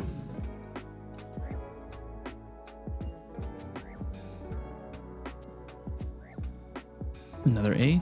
Oh yeah, this is really going to speed up being able to hit 8s. And a Terramin. Lovely.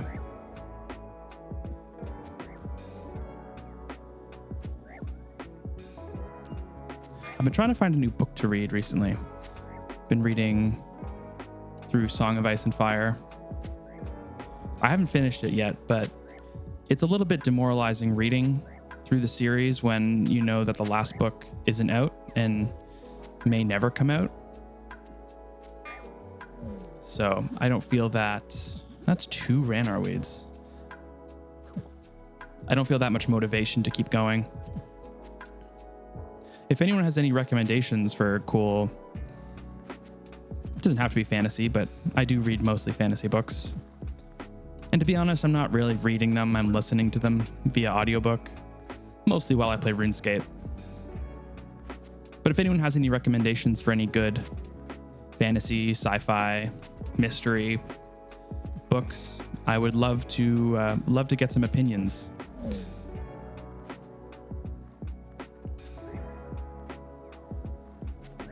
I'm about to get a level here on Castor. Swap over there quickly.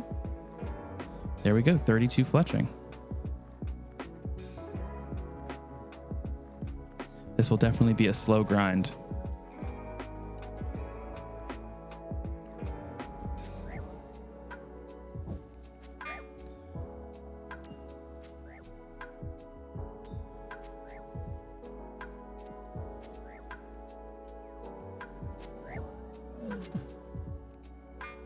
A nature talisman. Here. Why wasn't I auto-retaliating? That was weird. I might take that? I feel like that's really rare. That's one of those like drops that you find on the kind of extra rare drop tables. All right, and we've filled up another inventory of oak longbows. I have to drop these again. Still haven't gotten a stand. It's been 24 whole hours and I haven't figured out a way to hold my mic up by itself.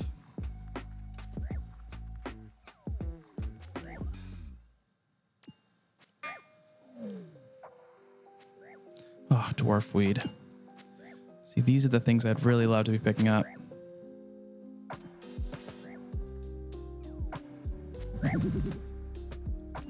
But alas, we have to get the herblore experience. Can't really afford to take things, waste time on trips that aren't going to further that goal.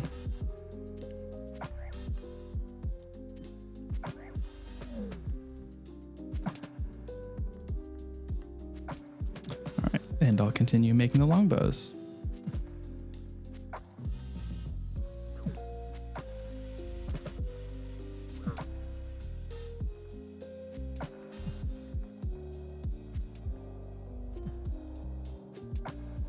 I do really like playing with the extended draw distance on RuneLite. It's so cool when you have a little bit of spare time just looking around at the world, at Gielinor, because if the draw distance was a lot smaller, you see this big castle over here is very... It kind of shows you how oppressive it is in the distance, whereas you really wouldn't see it otherwise.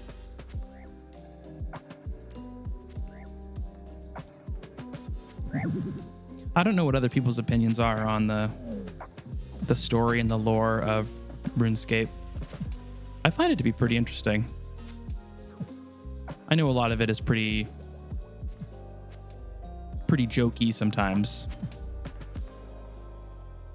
They don't take everything 100% seriously, which I think is probably the way to do it. 39 woodcutting. But the stuff that they do have and the stuff they do take seriously is really... it's well implemented, I find. Which is why I was drawn into creating content that involves the lore of the game world and maybe introduce a little bit of my own, even if it's not canon. Just playing around with it.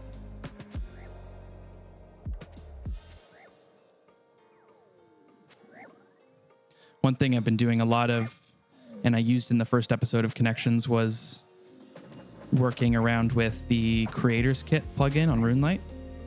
That's how I got the fragment of Saren in that little lore bit at the beginning. And that is it's an amazing plugin. It's amazing what people have been able to do through RuneLite. You can just kind of drop anything in, change colors of things, add like transmog stuff to your character.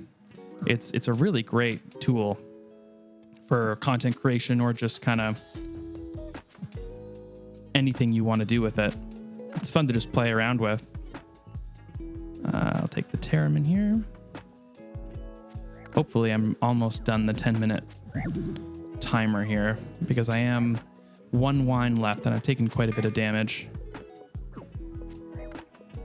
Yeah, no, it's still there. I should be fine.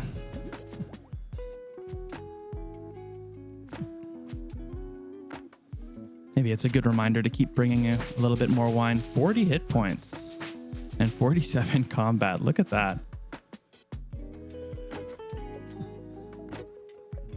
Seems like just yesterday I started these accounts and Sable was struggling to kill the snails outside of Port Phasmatis.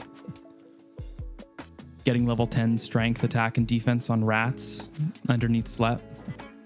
Ah, the good old days. Yeah, I don't have a lot of health left, and I have no more wine. Oh gosh, this trip might be cut short, unfortunately. Yeah, if this guy starts attacking me right here. Okay, that's actually the end of the 10 minutes, so I might be okay. We'll just go until we can't anymore, especially because the regular druids only hit 2s. And I don't have the rapid heal prayer yet.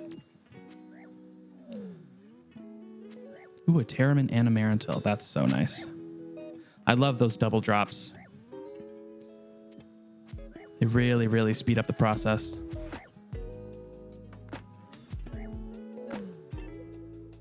And a Snape Grass. Ooh, wow, wow, wow. Okay, make sure not to attack the Chaos Druid Warrior. There we go.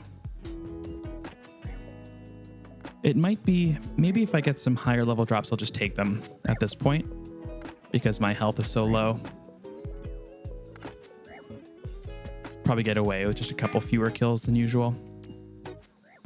Like I can take these Law Runes, for instance. Just have to keep an eye out, make sure I'm not about to die, especially because the run back to Port Phasmatis, I can take some pretty good damage on the way. So I need to make sure I have a little bit of health for that run.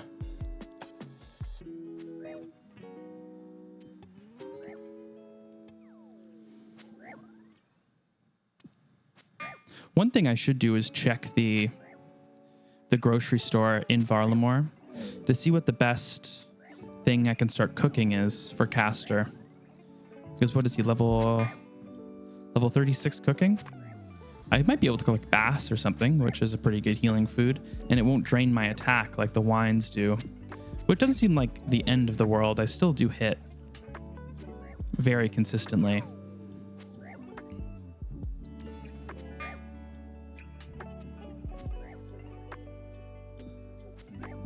I hope you can't hear I have an air conditioner on in the background. It's been a very hot summer here in Ontario. So we have a window air conditioning unit, which has been basically going all for the past couple months. I hope you can't hear it. And I might be able to kind of cut out the noise. I use DaVinci Resolve for my editing software, and it is very powerful in terms of amount of audio tools that are included. Even for like a free program, it's wild how many features and tools are just included in the base level version. I am not complaining. I am very happy there is a tool out there that I can use without really worrying about dropping $30 a month on an Adobe product, which I would not want to do. I've used a lot of Adobe products in the past, working with designers in my job, and I mean, they're good for what they do. They have a long track record of reliability. I just think that they're so entrenched in the design and audio and visual world that there are just better things out there now. So I know Premiere Pro is one of the big editing tools that a lot of people use, and I've heard great things about it. But I'm happy to avoid Adobe wherever possible.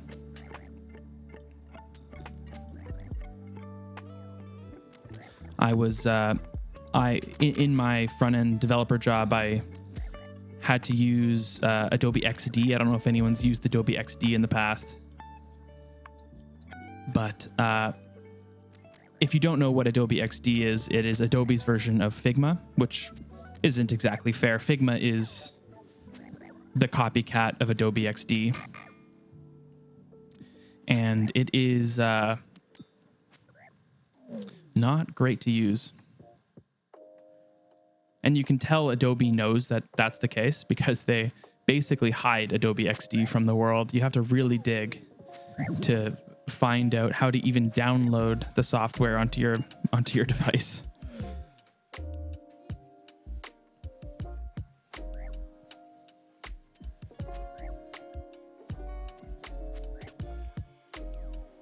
Wonder how big these files are going to be. Actually, I can check how big the last file was.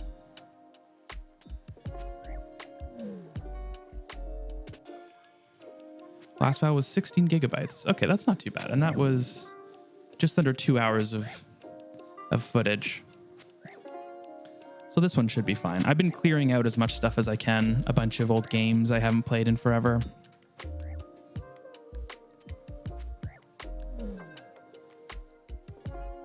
Just to clear some space. I know I will need an external drive at some point, because there is a lot of footage that goes into making these kinds of videos, and the connection videos as well. I think I had 4 hours of footage that I whittled down to 45 minutes.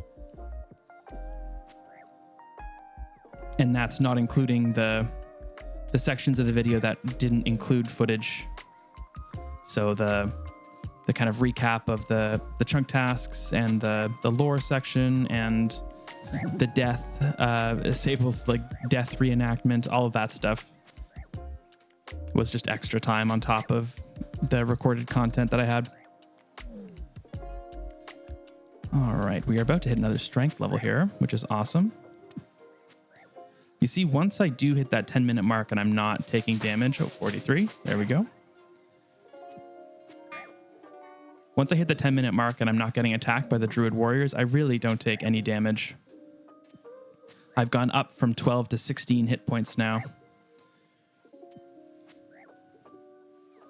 which is very nice. They do, I mean, because I guess the druids, they just spend half their time snaring me and reducing my attack, which I guess maybe I wouldn't recommend if I were them, but I'm happy they do because it means I don't have to worry as much.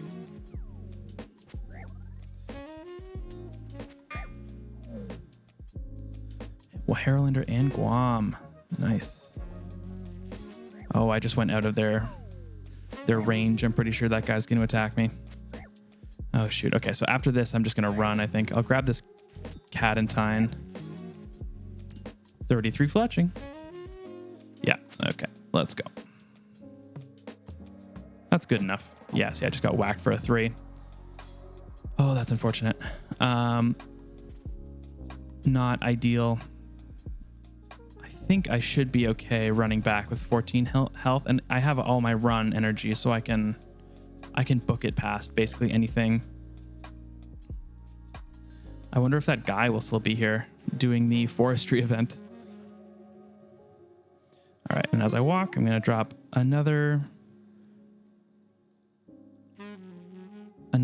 inventory of the oak longbows. It would have been nice to have maybe a maple tree or something in between oak and yew. I'm not really complaining. Woodcutting is such a chill skill. Very easy to do on the side. Yeah. Hello, Firewatch. Don't worry about me. I'm just walking past. Oh, I realized you couldn't see that. Anyway. All right, I don't see that guy here anymore. Where are the trees again that I can cut? I know there's a tree somewhere here. Hollow tree. I don't know how much XP the hollow trees give. I assume it's better than dead trees, which is going to be pretty slow.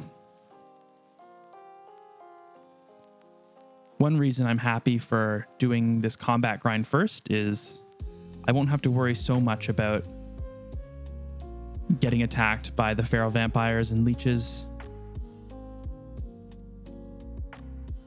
Okay, there's a dead tree here. This might actually be... There's 2 dead trees here. This might be my wood cutting area.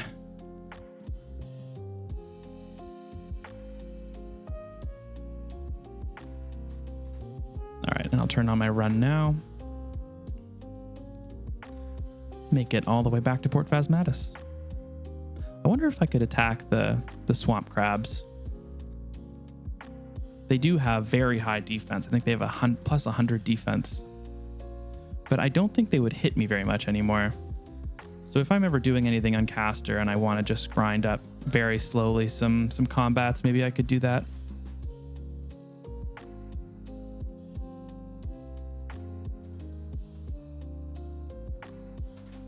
All right, so I've still got 24 ecto tokens, so I'm okay for ecto tokens. My nature talisman, which is very cool. All right, let's take a couple more wines. Let's take 10 wines because I need to heal anyway. Drop. I'll go with that.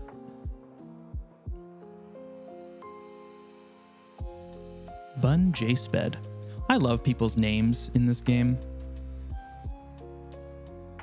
Every time I see someone walking around, I usually just check what their name is because people... I don't know what it is about this game. I also played a lot of World of Warcraft before, and people's names in that game were much more, at least on average, I'd say, were much more quote-unquote serious. Have a lot of fantasy-sounding names.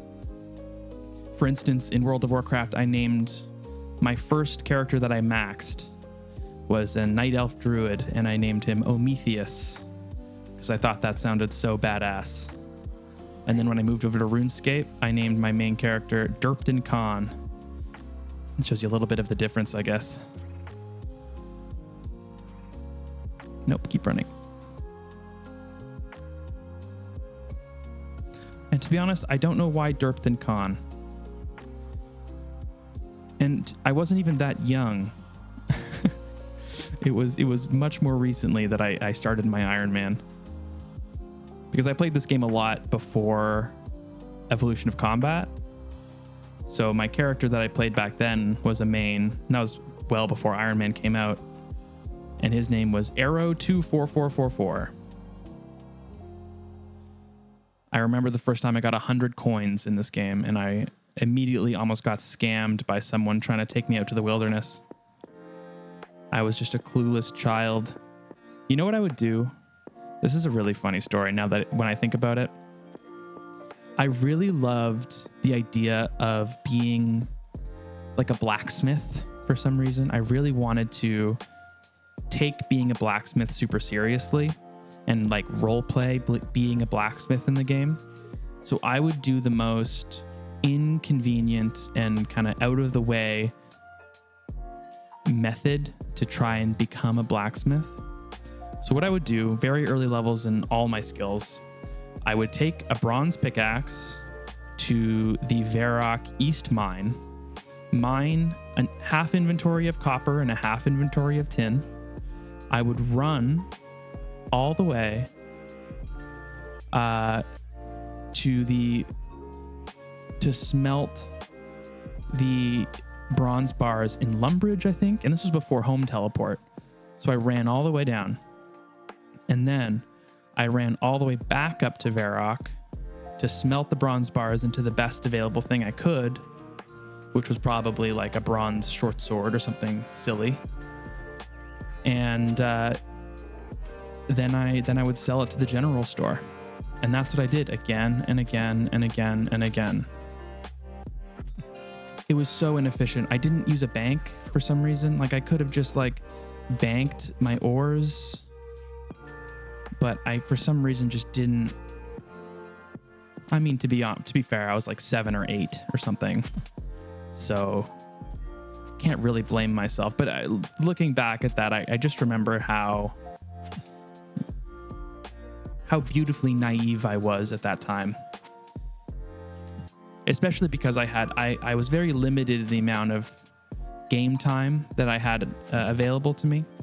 My parents had a limit where I could play on the computer about 2 times a week for an hour each. So I had about 2 hours a week of computer time. And then some extra time at either friends' houses who would have multiple computers, or the library I'd go to pretty often. And me and some friends would play RuneScape on the library computers when it was still a browser game.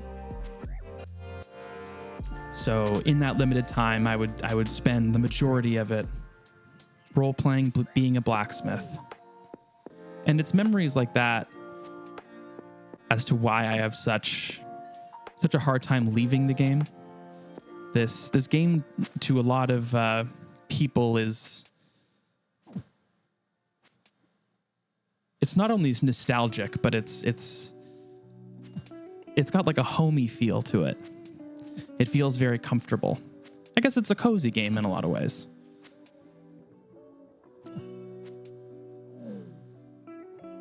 I mean, honestly, the great part about this game is it is whatever you want it to be in the moment.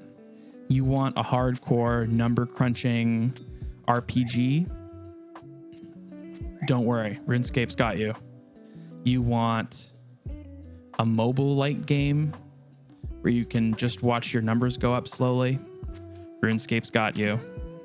You want a tactical turn-based strategy game? I mean, maybe a bit less so, but you could make an argument, 40 woodcutting, that exists as well. There's just anything you could want is in this game. And I have had a really, really hard time selling it to other people. I don't know what it is. People my age, people who used to play the game as a kid too, so they're not totally new to the concept of playing RuneScape. but there's an idea out there that RuneScape is this kind of simplistic, low poly game that is like not worth your time at this point, which I just don't, I can't, that's the furthest from the truth, I think. Anyway, I don't want to get too sentimental about old school RuneScape because I know that might make me sound crazy, but I hope a lot of people can agree, especially because now being a dad, I know I've talked about this already, being a dad and some of the really long nights, some of the hardest parts about being a parent, like, and regardless of the amount of attention needed to be a parent, this game, I could de-stress, I guess, have something to focus on in the background that would keep me sane. Because especially when the kids are really young, they don't really take that much in terms of effort to take care of. Like, they just kind of sleep and eat. And all you need to do is just make sure they're not sleeping on their side, or that they're safe and their head is kept up. And if you were to just focus on those things for an extended period of time, like, you'd go crazy. And that's why a lot of people watch TV shows, and people get really into music and kind of low effort ways to keep their brain active and engaged, so that when your child does need that attention, you are able to give it to them. Oh, hello. What do you want? A mime show? Sure. I did this before, and I swear to God, I got it wrong 8 times in a row. Oh my God, I already forgot what it was. Was it Glass Wall?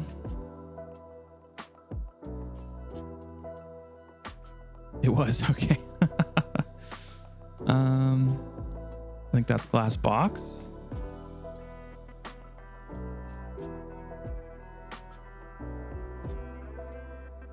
Okay.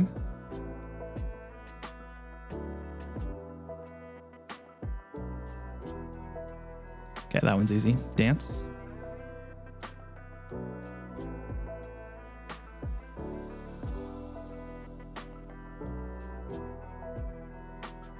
That might be it. Nope. Laugh. Okay.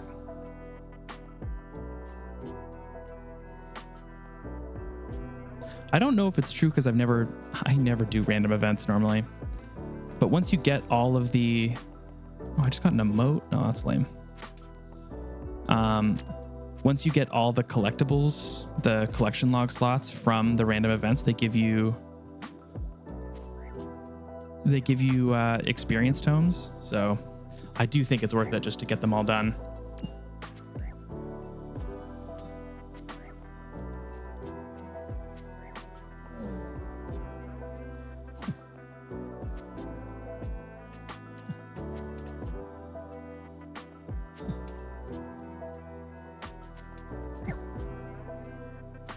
Oh, another bird's nest.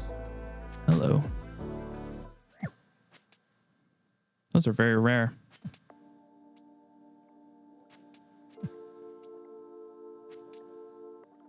One thing I don't have is cosmic runes. I have very little ways of training magic. Like, really all it is at this point is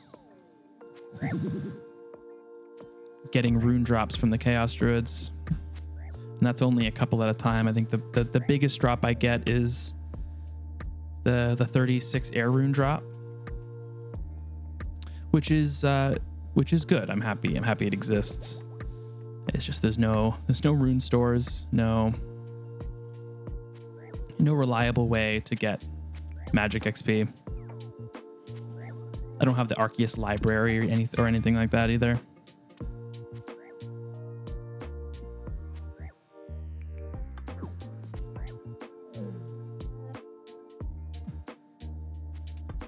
I'd love to know if anyone has a favorite training method for anything to do in the game. Just bringing up the Arceus library. I've spent a lot of time in there getting my magic levels up because I found it more interesting to do and also cheaper because runes can be pretty expensive. Just to train magic that way. I guess especially because you were already doing it to get the Karen favor, which no longer exists, but it was a nice kind of side benefit of doing that. You were able to get just a bunch of magic XP at the same time. I am very excited for Varlamore Part 2. I don't know if anyone else has an opinion on that yet. As time has gone on, there was a point in this game's history where a lot of players didn't really trust the development team to create kind of good content, which I'm not 100% sure was fair, but I understood where the community was coming from. But nowadays, I have so much faith in Jagex at this point. Maybe not everything, but most updates to this game in the past maybe 2 years have been really good. I take Varlamore as a big example of that. I think Varlamore, Perilous Moons and the Blessed Bone Shards and Hunter Rumors, I think were all great. And now that I've been doing a lot of the Wealthy Citizen pickpocketing was really good. Haven't done any of the Colosseum, but from what I've seen from the Colosseum, it looks really well done. I know it needed some tweaks. It needed some tweaks right off the bat, but that's normal.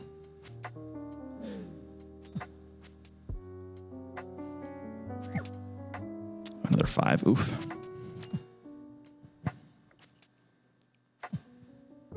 Anyway, what I'm trying to say is I have a lot of faith in Jagex to continue to create really great content for Varlamore in the future. And that extends to other things as well. Leagues. I know Dead Man Mode had some controversy. But, I mean, in my opinion, my take on Dead Man Mode is it's just, in its entirety, it's a fraught game mode. Like, you would need to make very serious changes. 34 fletching. Very serious changes to entirely get rid of all the issues with the game mode. It's just, I mean, PvP in general just creates some generally unfun circumstances. The kind of predator-prey idea isn't fun for the prey. And I understand, like, you don't have to go into the wilderness, so you can't be kind of upset by putting yourself in that situation. But at the same time, like, if the best training methods are in the wilderness for prayer, for example, doing the Chaos Temple, if the best training method is there, people are going to go, and then when they get killed 3 times in a row, they're just going to be upset. I mean, it's just the way it's the way your brain works. So, like, I understand both sides, right? But PvP and a whole game mode surrounding PvP and trying to kind of foster healthy PvP, there's going to be, and where trade is allowed, right? So you can kind of gain unfair advantages by having mule accounts, which I know are against the rules, but it's how are you gonna, like, how is Jagex supposed to moderate that? It seems like such a hard thing to know, unless I guess a streamer's doing it or someone very publicly is muling. It's really hard to know how to kind of stop those behaviors because they are, like, if you show me the incentive, I'll show you the outcome kind of thing. If the incentive is not to have any expensive equipment when you die, you're going to mule. Players are going to mule to gain an advantage. And the same thing with clans, right? There's this whole kind of drama surrounding ROT.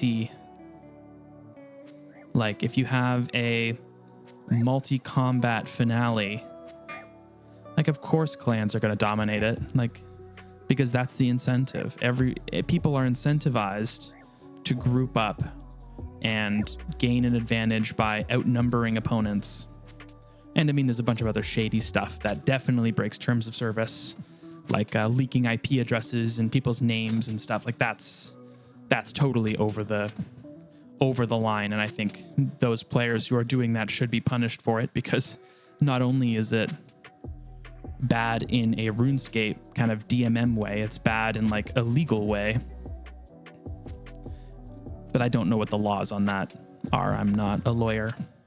It feels like it should be illegal one way or the other. Anyway, I don't want ROT going telling everyone what my street address is, so maybe I shouldn't say any more than that. But I'm not really a PvPer. I didn't play DMM. I just think it's not the way it's currently formatted, it's just not. It's not a game mode that is going to kind of go off without a hitch, I think, is a pretty safe way of putting it. There are going to be issues, which is unfortunate, because I do think people who really like PvP should have a way to play the game that is both fun, engaging, and kind of serves to build on the PvP community in the game. And I think it's too bad that a lot of the PvP that happens and a lot of the people who are involved in PvP like PvP because they are the predator in the predator-prey relationship. And that definitely isn't everyone. There are people who like that, and then there are people who actually like the more competitive LMS style PvP. And people who are good at that, that is a very impressive skill set. You watch someone who's amazing at PvP, oh my goodness.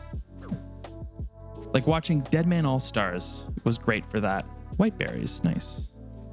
I really don't know a lot about PvP, how to PvP. I have played some LMS, but not a ton. So my skill set when it comes to PvP is quite limited. So watching someone great at PvP is very exciting. So that's why watching the Deadman All-Stars finale was so great. And I know there was a fair share of drama surrounding Deadman All-Stars as well, but I think that was a different circumstances. That was just kind of people being up for 2 weeks straight, getting mad at each other because everyone's exhausted kind of deal, which I can understand as a parent of a young child. Being kept up for a long period of time can really affect your mood and really affect how you deal with other people and how you deal with conflict. So you keep, what was it, 6 teams of 6 or something?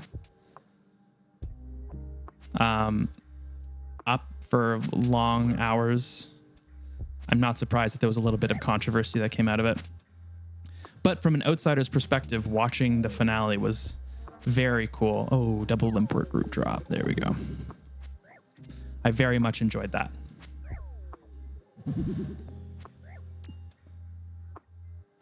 And it does show you, watching the DMM finale, how high the skill ceiling is in something like PvP. Because there are players that you know are good. Oh, there's a beginner clue nest. So I don't think it's even... it's probably worth it just for the... Oh, it doesn't even give you a... It doesn't even give you a nest itself. Yeah, no, Doric. Sorry.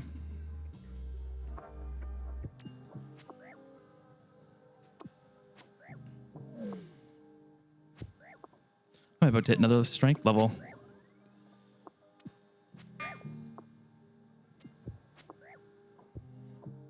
All right. Do the last bit of fletching here. How long have I been recording? Okay, 47 minutes. I think I'm going to go for another 30 minutes, and then and then I'll call it. We'll try and get this video together. I hope people like this kind of content. I find it, to be honest, at this point, doing this recording, this is actually very fun.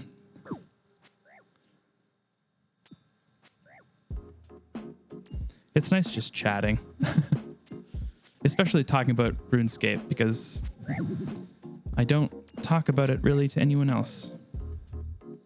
I'm the only person I know who plays this game.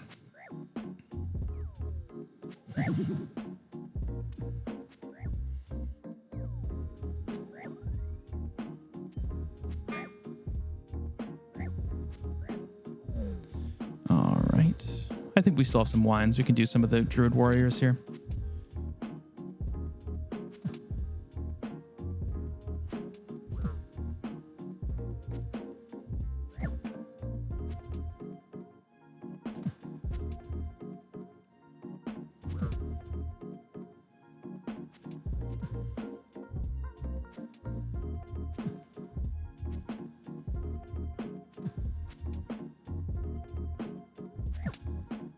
All right, limpwort roots. That would be lovely. White berries. That is also very good. I do think I should try and kill as many of the warriors as I can, because the secondaries are just going to be 44 strength. Awesome. I do think the secondaries are they're so much more important than the herbs themselves. To be honest, I don't know how to get the vials of water. There's probably a way in Varlamore. I should look that up though, because I haven't been picking up the vial of water drops that the Chaos Druids have, but I maybe should start doing that. I can't imagine there's no way of getting vials in Varlamore. There seems like enough shops, crafting shops, and other kinds of shops that there would be a way to get vials, and maybe even vials with water in them. Who knows? What a time to be alive. All right, I'm going to be right back. I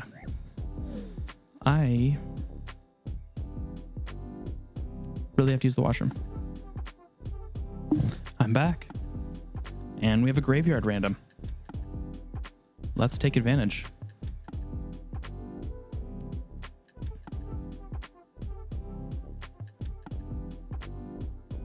Oh, right. This one.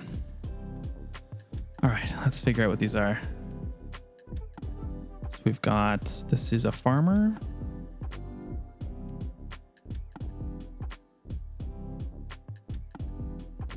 This is what's that, a baker? That I think is a plant pot. Maybe not though. I got that wrong last time I did this. That's a miner. That's the farmer there. I think this is the farmer.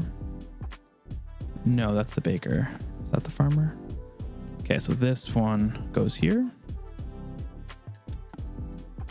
Okay, we'll take this coffin.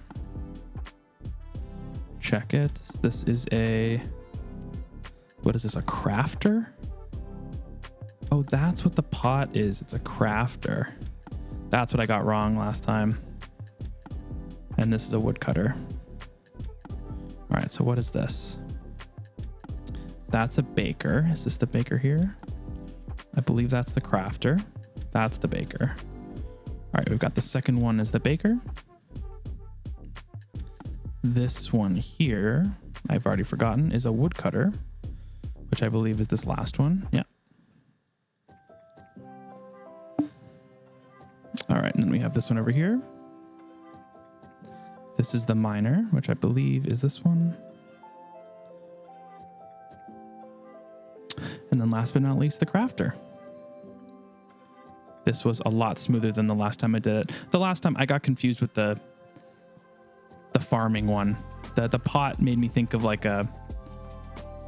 one of the tree plant pots. So I was trying to use that as the farming one, and it just didn't work. All right, awesome. That was a lot easier. The zombie shirt and the zombie boots. Now I have it on both Castor and Sable. Where am I? How did I get over here? I'm happy I managed to stay in bounds. It's very strange.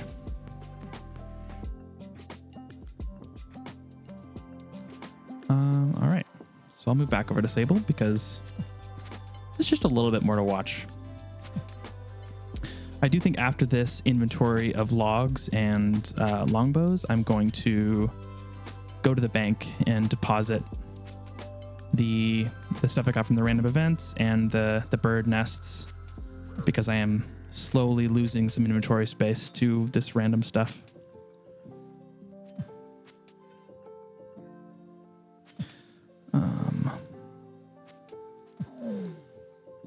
Another Guam leaf. That's lovely.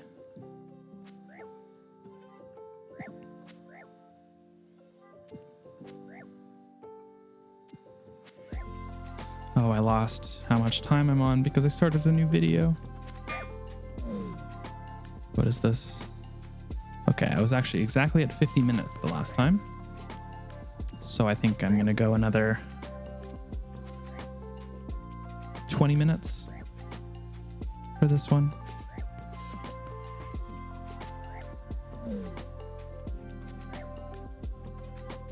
I wonder how much, if I were to sell everything that I've gotten from Chaos Druids up to this point, I wonder how much money I could have made. Actually, this isn't all the Chaos Druids.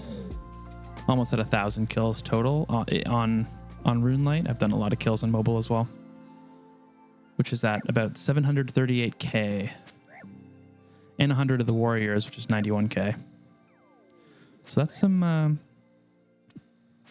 It's not a ton of money, but it's more than you might expect at this point of a OneChunk account. There's level 41 woodcutting just on oak trees. Well, mostly oak trees. Regular trees at the beginning, obviously. All right, I'll make my way back up and start doing some longbows on the way up.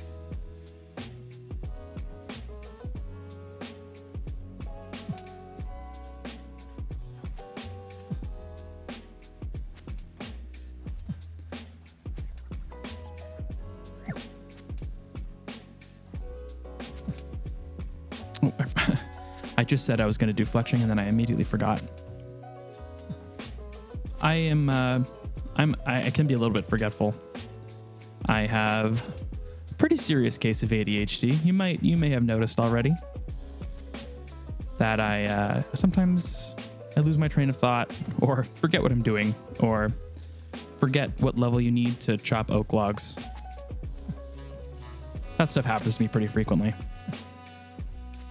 I hope you'll be able to forgive me for some of the more obvious forgetful moments that I have. All right, let's put all of the stuff back in the bank and I will run back down to my oak tree. A Raynar and a Terramin. That's very nice. All of the recolor drops that I have, that's all from my Iron Man, who's currently doing Slayer. And I've actually just started doing barrows for the first time, which is very fun. I know it's, again, kind of embarrassing. Okay, here's the thing with me. I have a very hard time doing a task if it is not the most optimal way to do the task, especially in RuneScape. So when I decided that I was probably ready to start doing barrows because I wanted to get a tank body, tank legs, and maybe a full set for the Elite Diary, I was like, okay, well, I'm not going to do it right away because I need, it would be good to get the Mauritania Hard Diary. And then to get the Mauritania Hard Diary, I needed 70 prayer, I needed 71 agility, which I could boost, but there was a bunch of stuff I had to do to get there. So I spent hours and hours and hours not doing barrows just to get the 50% more rune drops, which now that I've started barrows, I do think it was probably worth it to get the hard diary done. Not only did I get up to 70 prayer, so I just have more prayer points in general, but the amount of runes you get it's pretty significant. It's a great way to get mine chaos, blood runes, and death runes as well. All of the kind of secondary runes. And now that like I'm just using like wind wave. What is that spell called? Yeah, wind wave.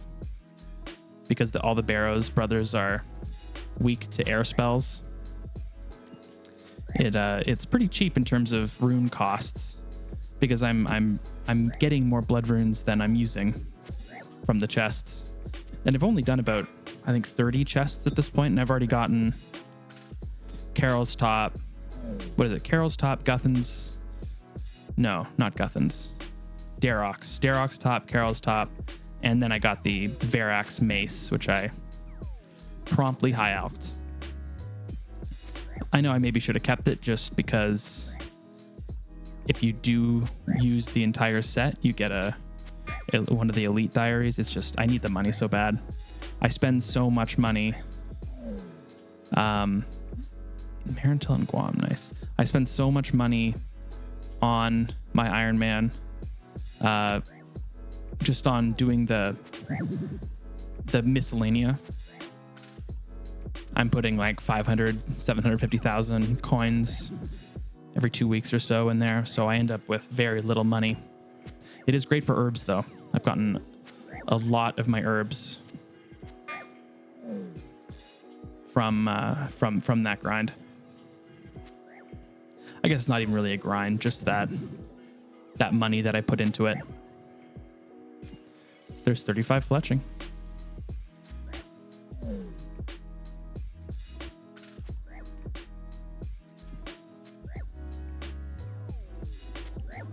The other thing that I was planning on doing before I hit Barrows was getting up to 83 magic so I could put a Barrows teleport in my POH, which I still think I'm going to do. I might just wait for 1 or 2 more levels so I can just use a Wizard's Mind Bomb to get up to the right level for it. Because I could use a spicy stew, but currently I would need a +5, and I don't really want to get the spices. I find the cat thing really annoying. So I'll just get my magic up naturally doing some Barrows, using my minigame teleport every 15 or so minutes, and just doing a Barrows run here or there. Maybe get 3 more magic levels and then use a Wizard Mind Bomb to put the Barrows teleport in my house, which will speed it up a lot. Especially if I can... I do need construction. Anyway, sorry. I'm talking about a character that you don't see currently, which might not be the greatest idea. But that is what I'm dealing with on my Iron Man. If anyone is interested, who at this point you may have realized, you may not have realized, is going to be a character in the story and lore of Castor and Sable. In one way or the other, we will find out together how that all works.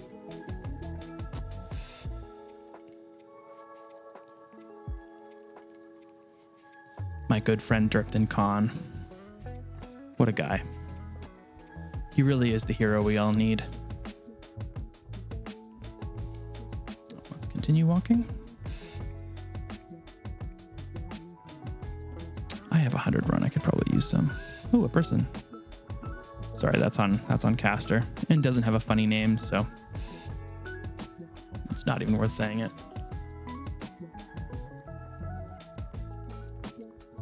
All right, I can turn my run on now. 52 leeches. The number on the leech is actually now orange, which is exciting. I'm combat level almost 48. Wow, this character really has come a long way. Yeah, 47, 44 strength. I'll probably wait to get up to... Well, is there any reason... Oh, I do need rune armor at some point. So I will have to get 40 defense, but I might go all the way to 50 attack before I start doing defense. just because it makes the fight so much faster. All right, put all this in. Deposit the law runes, and we'll just take the rest of the wines. So I will have to go buy some more wine on Castor and send it over. It's so cheap, which is so great. 1 coin each? Are you kidding me?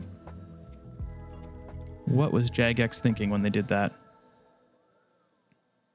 The last time I used wine was so long ago. It was when I first started my Iron Man and did the straight to Wintertodt strategy.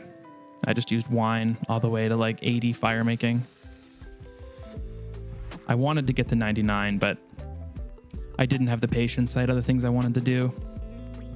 And now that they're going to change Wintertodt, I believe they're going to change Wintertodt to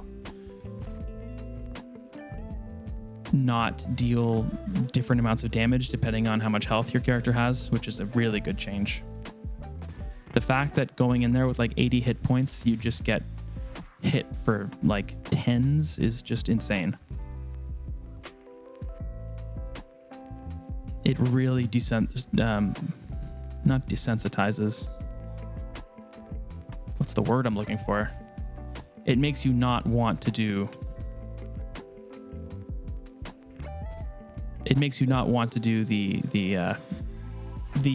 game as a higher level character, which I think is silly. I don't think you should be basically forced to do Wintertodt at the beginning of your account if you want to do the event at all. I did get very lucky to get the when I first started, I got the Tome of Fire extremely early, which was maybe one of the best RNG drops I've ever gotten. At least for how I was only level 55, 60 fire making at the time. I had just gotten into Wintertodt. And that Tome of Fire has been amazing ever since I got it. It did get nerfed a little bit because they did a bunch of changes to how the elemental damage works, but just the ability at a very low level before I could get like the mystic, the combination staffs, being able to bring like the Tome of Fire and the air staff has been great. Even now on like farm runs, I'll do both. And I even have combination staffs at this point. I would need, I think, a different one to make it really worth it. All right, and we're back. Let's continue the grind. I think I'm gonna do this one last inventory of Chaos Druids, and then I'll call it for this episode. You know, I've had a really great time chatting with you all. I hope you have a great rest of your week, rest of your August, if it's still August for you. It is currently Saturday when I'm recording, so I'm having a pretty relaxing day with the family. Last night we did a big family gathering. We have family from England, and they're going back to England. So, a unicorn horn dust. Wow, sorry. I got very excited there. Family going back to England, so we said goodbye to them and had dinner, and it was very lovely. So I hope wherever you are, whatever your current situation is, I hope you manage to have a good rest of your summer. If you're in school, have a good rest of your school holiday. If not, and this is your weekend, I hope you have a very restful weekend. Take it easy. Kick your feet up. Go on a hike. Get outside. Touch some grass. It works. I can say, as someone who has struggled his whole life with mental health, it works. Even if I hate that it works and I hate how well it works,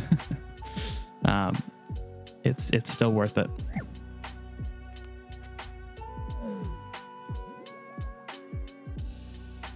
All right, let's drop these wines.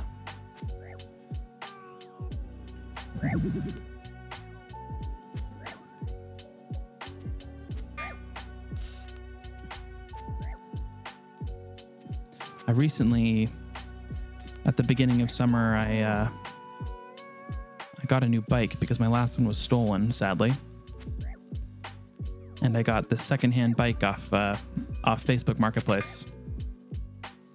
And it's been really great. That is something I really like to do with my spare time, is just go on some bike rides, get outside. And I mean, I know it's hard.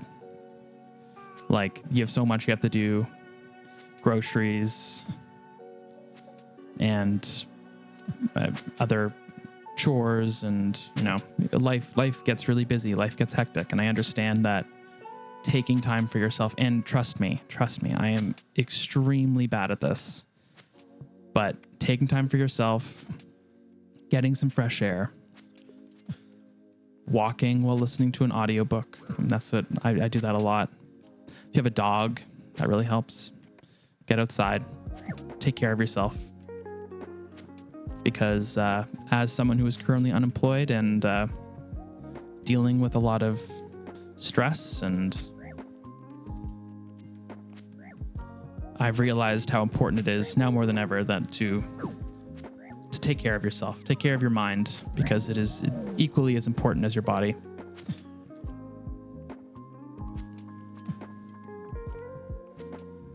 Sorry for rambling. I just know that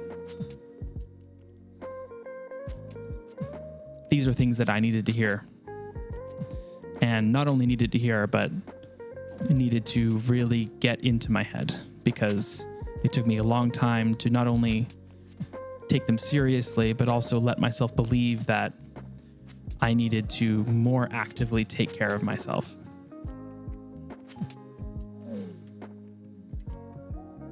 More white berries. And sorry if this is sounding more and more like a therapy session, but it's stuff that I've been thinking about, and thought I may as well share it with y'all.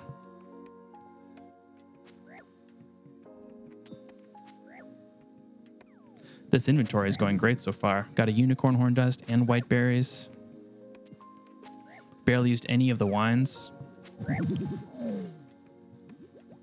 Body runes, I'm not going to take those. I don't even know what body runes are used for, to be honest.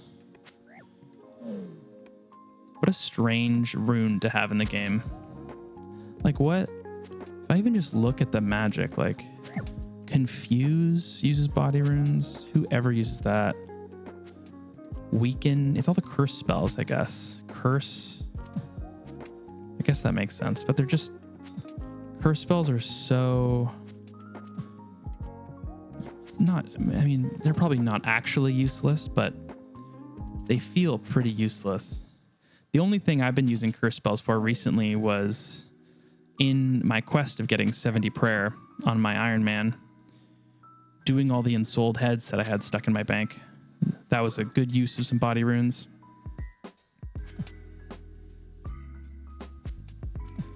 The amount of Hellhound heads that I had in my bank made that grind a lot easier than I was expecting it to be honest. Yeah, it was the Hellhounds and the Cave Horrors, because I think I went 3 times dry for a black mask. So I was on like 1,600 Cave Horror kills by the time I finally got the black mask.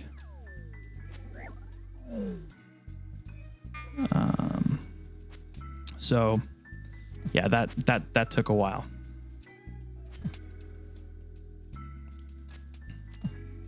But yeah, is there anything like end games? I guess it is a pretty early game rune, so it wouldn't really make sense to have many end game spells need body runes.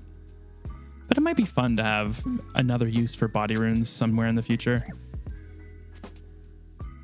because they really do feel like the forgotten type of rune, you know?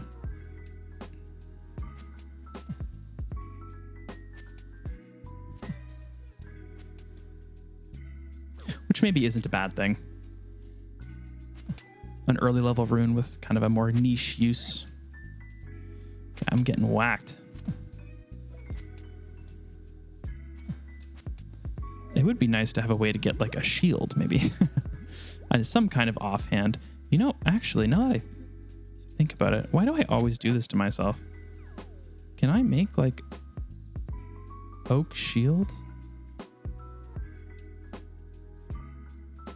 Oh my goodness. I am, again, the amount of thoughts in my brain sometimes are disappointing. I can just send an oak shield over, and it's not a huge amount of defense. It's pretty minor, but it's something. It's better than having just an empty left hand.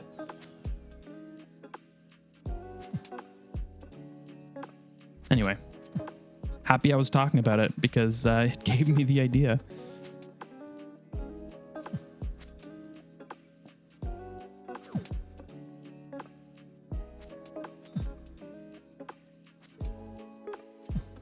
Dropping another small inventory of oak longbows.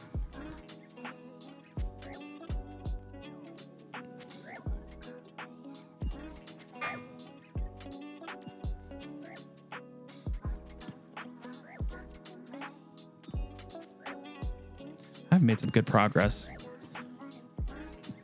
on these accounts. I'm very curious what the level breakdown is going to be for the two accounts by the time we get to the point where we're unlocking chunks for the first time, and then like if and when level 41 hit points, there we go. When the characters end up getting back together somewhere in the map, what the level breakdown will be then. Because I do think it'll be quite a while before there's a lot of map to get through and a lot of big grinds on the way, I imagine. Like, am I going to have two accounts with like some maxed stats on them? I imagine probably, at least combats.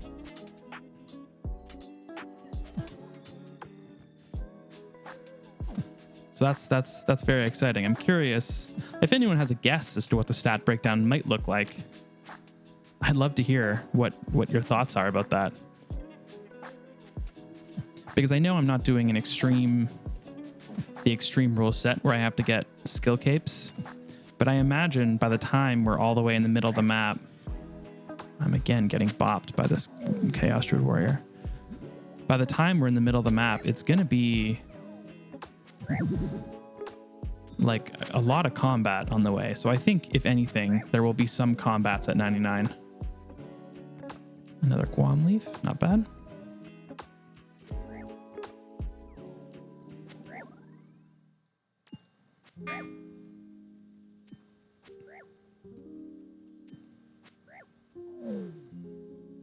If I had to guess, one character is very likely to have 99 farming as well. Because as soon as you get a farming chunk, one of these two characters gets a farming chunk, it's going to be an immediate, very high level farming level requirement. I think 85.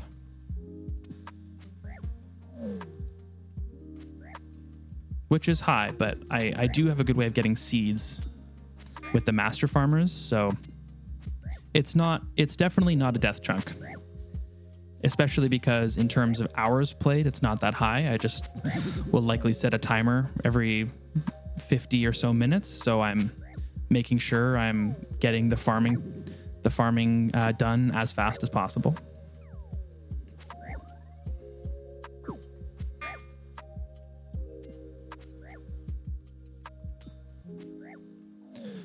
I'll have to get the banked XP plugin so I can see exactly how much current farming XP I have banked on Castor after doing from 38 to 50 thieving mostly on master farmers, which, I mean, isn't actually that much, to be honest. But it is more than nothing. All right, let's find another. Probably stick to the druids for now. I don't have any more food.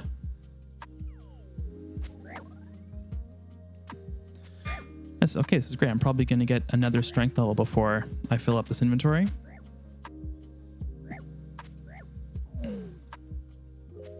Mind runes. I think I should probably take that because that is magic XP.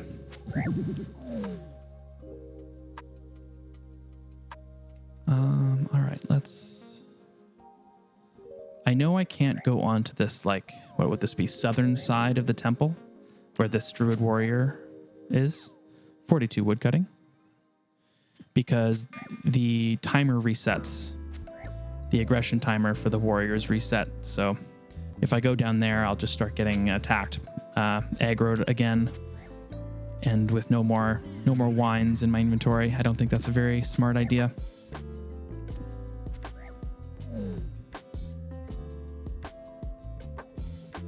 All right.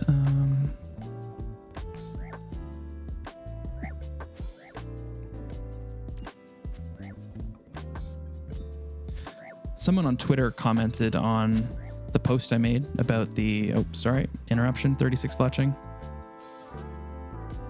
on the first episode of Connections, which, again, I might have shouted it out already. I'm not 100% sure. 45 strength. Sorry. Jeez, I keep getting distracted by level ups. That they would volunteer their voice in the future for a character in Connections. I do already know I think I will be voicing both Castor and Sable. But I do already know there are many other characters that are going to be involved in one way or the other. So if you are comfortable on a microphone and want to donate a little bit of time to say some voice lines over Discord or anything else, let me know, because there will come a time when I will be actively recruiting to have a little bit of voice work done. And I did, as I mentioned before, I do have a degree in theater, so I have a good amount of friends who live in the theater world, and I can also bug them for some voices. But if anyone, I don't want to have to bug them again and again and again. So if anyone really wants to be a part of the series in a way to donate your voice, I'd be more than happy to make that happen.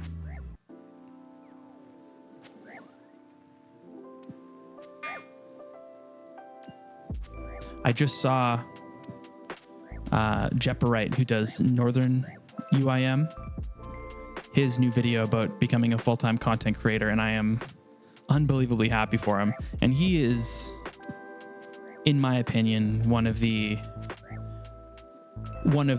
best kind of chunk locked series that is ongoing currently.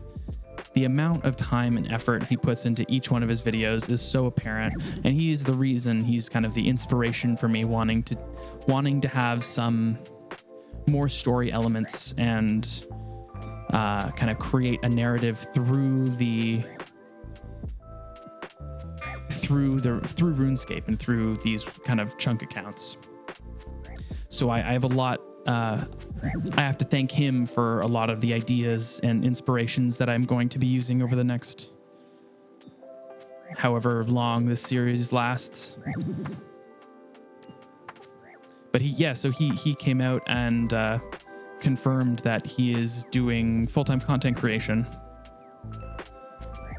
and I'm overly happy for him. He certainly deserves it. I think he mentioned in his in the video confirming it that he took 400 hours editing his most recent video for Northern UIM, which is insane. I mean, good for him. It shows an unbelievable amount of commitment to his craft, which I am very inspired by. If you haven't seen Northern UIM and or a Jepperite video at all, I would certainly recommend it. It's a very special series.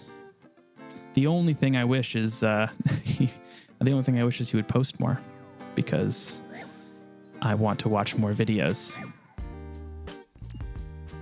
And I guess him becoming a full-time content creator will probably happen now. I'll probably have more time to post. And the funny thing is that he was also a software developer. I think he was a game developer, which is, I mean, similar but different. But it's funny how it's a very small world in a lot of ways like that. I guess a lot of people are software developers nowadays. It might be part of the issue in the industry, as everyone was told from a young age to learn how to code, especially during the pandemic. And there's a big influx of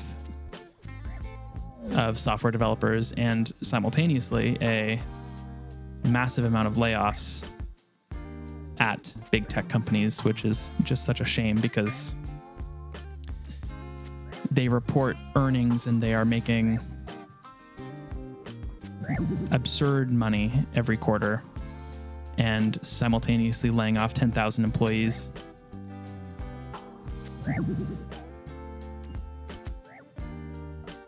Makes you think. That's all I can say.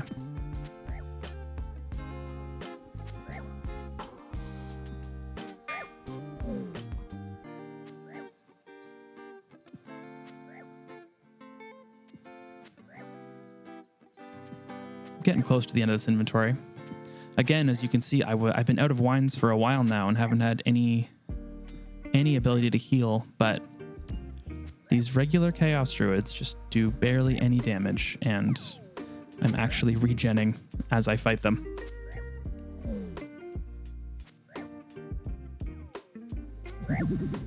Another Law Rune drop. Probably means I'll keep it. If there's only 2 Law Runes, I might just drop them and look for another herb, but 4 Law Runes seems like enough to be worth the time to bring it back to Port Phasmatis.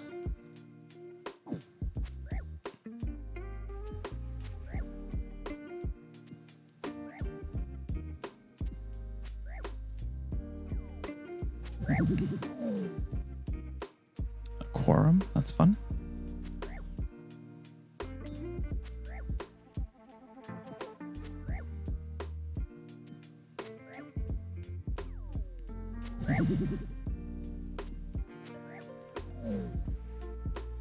Another Ranar, that's nice.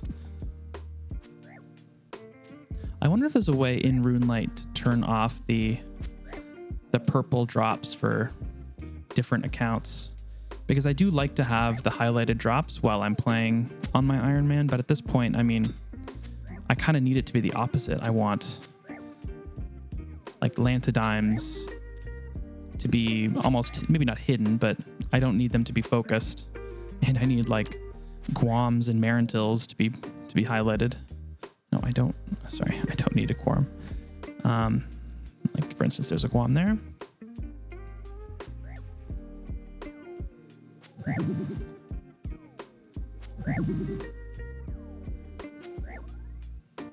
I'm pretty sure that Chaos Druid just weakened me 3 times in a row. Not a great strategy there. If I had any influence on their kind of battle plans, I would recommend them not to do that in the future.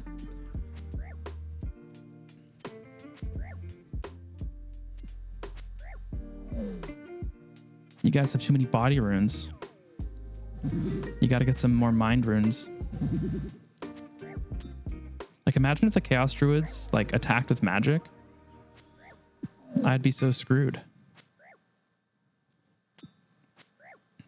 But they just want to punch me, I guess. And I think that I am A-okay with that.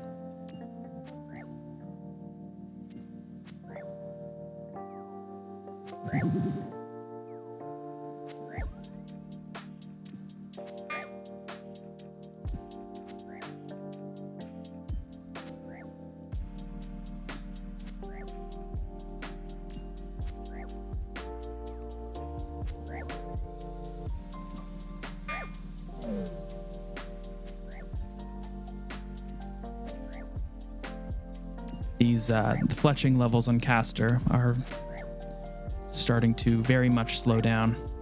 I think the game at this point is probably expecting me to be on, I think, willows at this point. Meanwhile, I'm still doing oaks.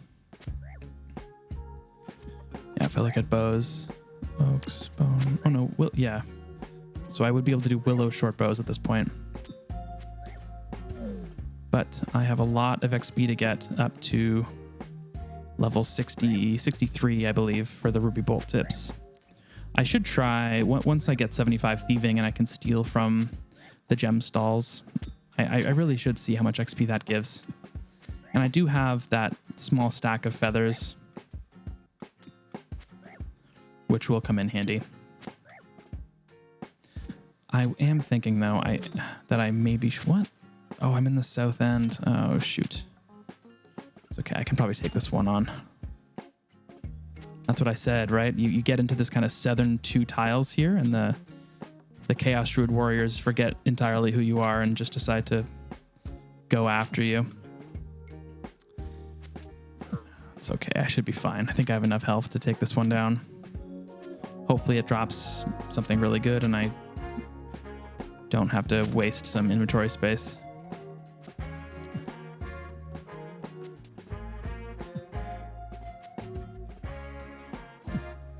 There we go. Okay, so we can take the mare until here. Okay, didn't drop anything. Now I just got to make sure that I don't get attacked again by a Chaos Druid warrior, because I can't take too many of them on at this point. I might have to call it a little early just to maintain some of my health.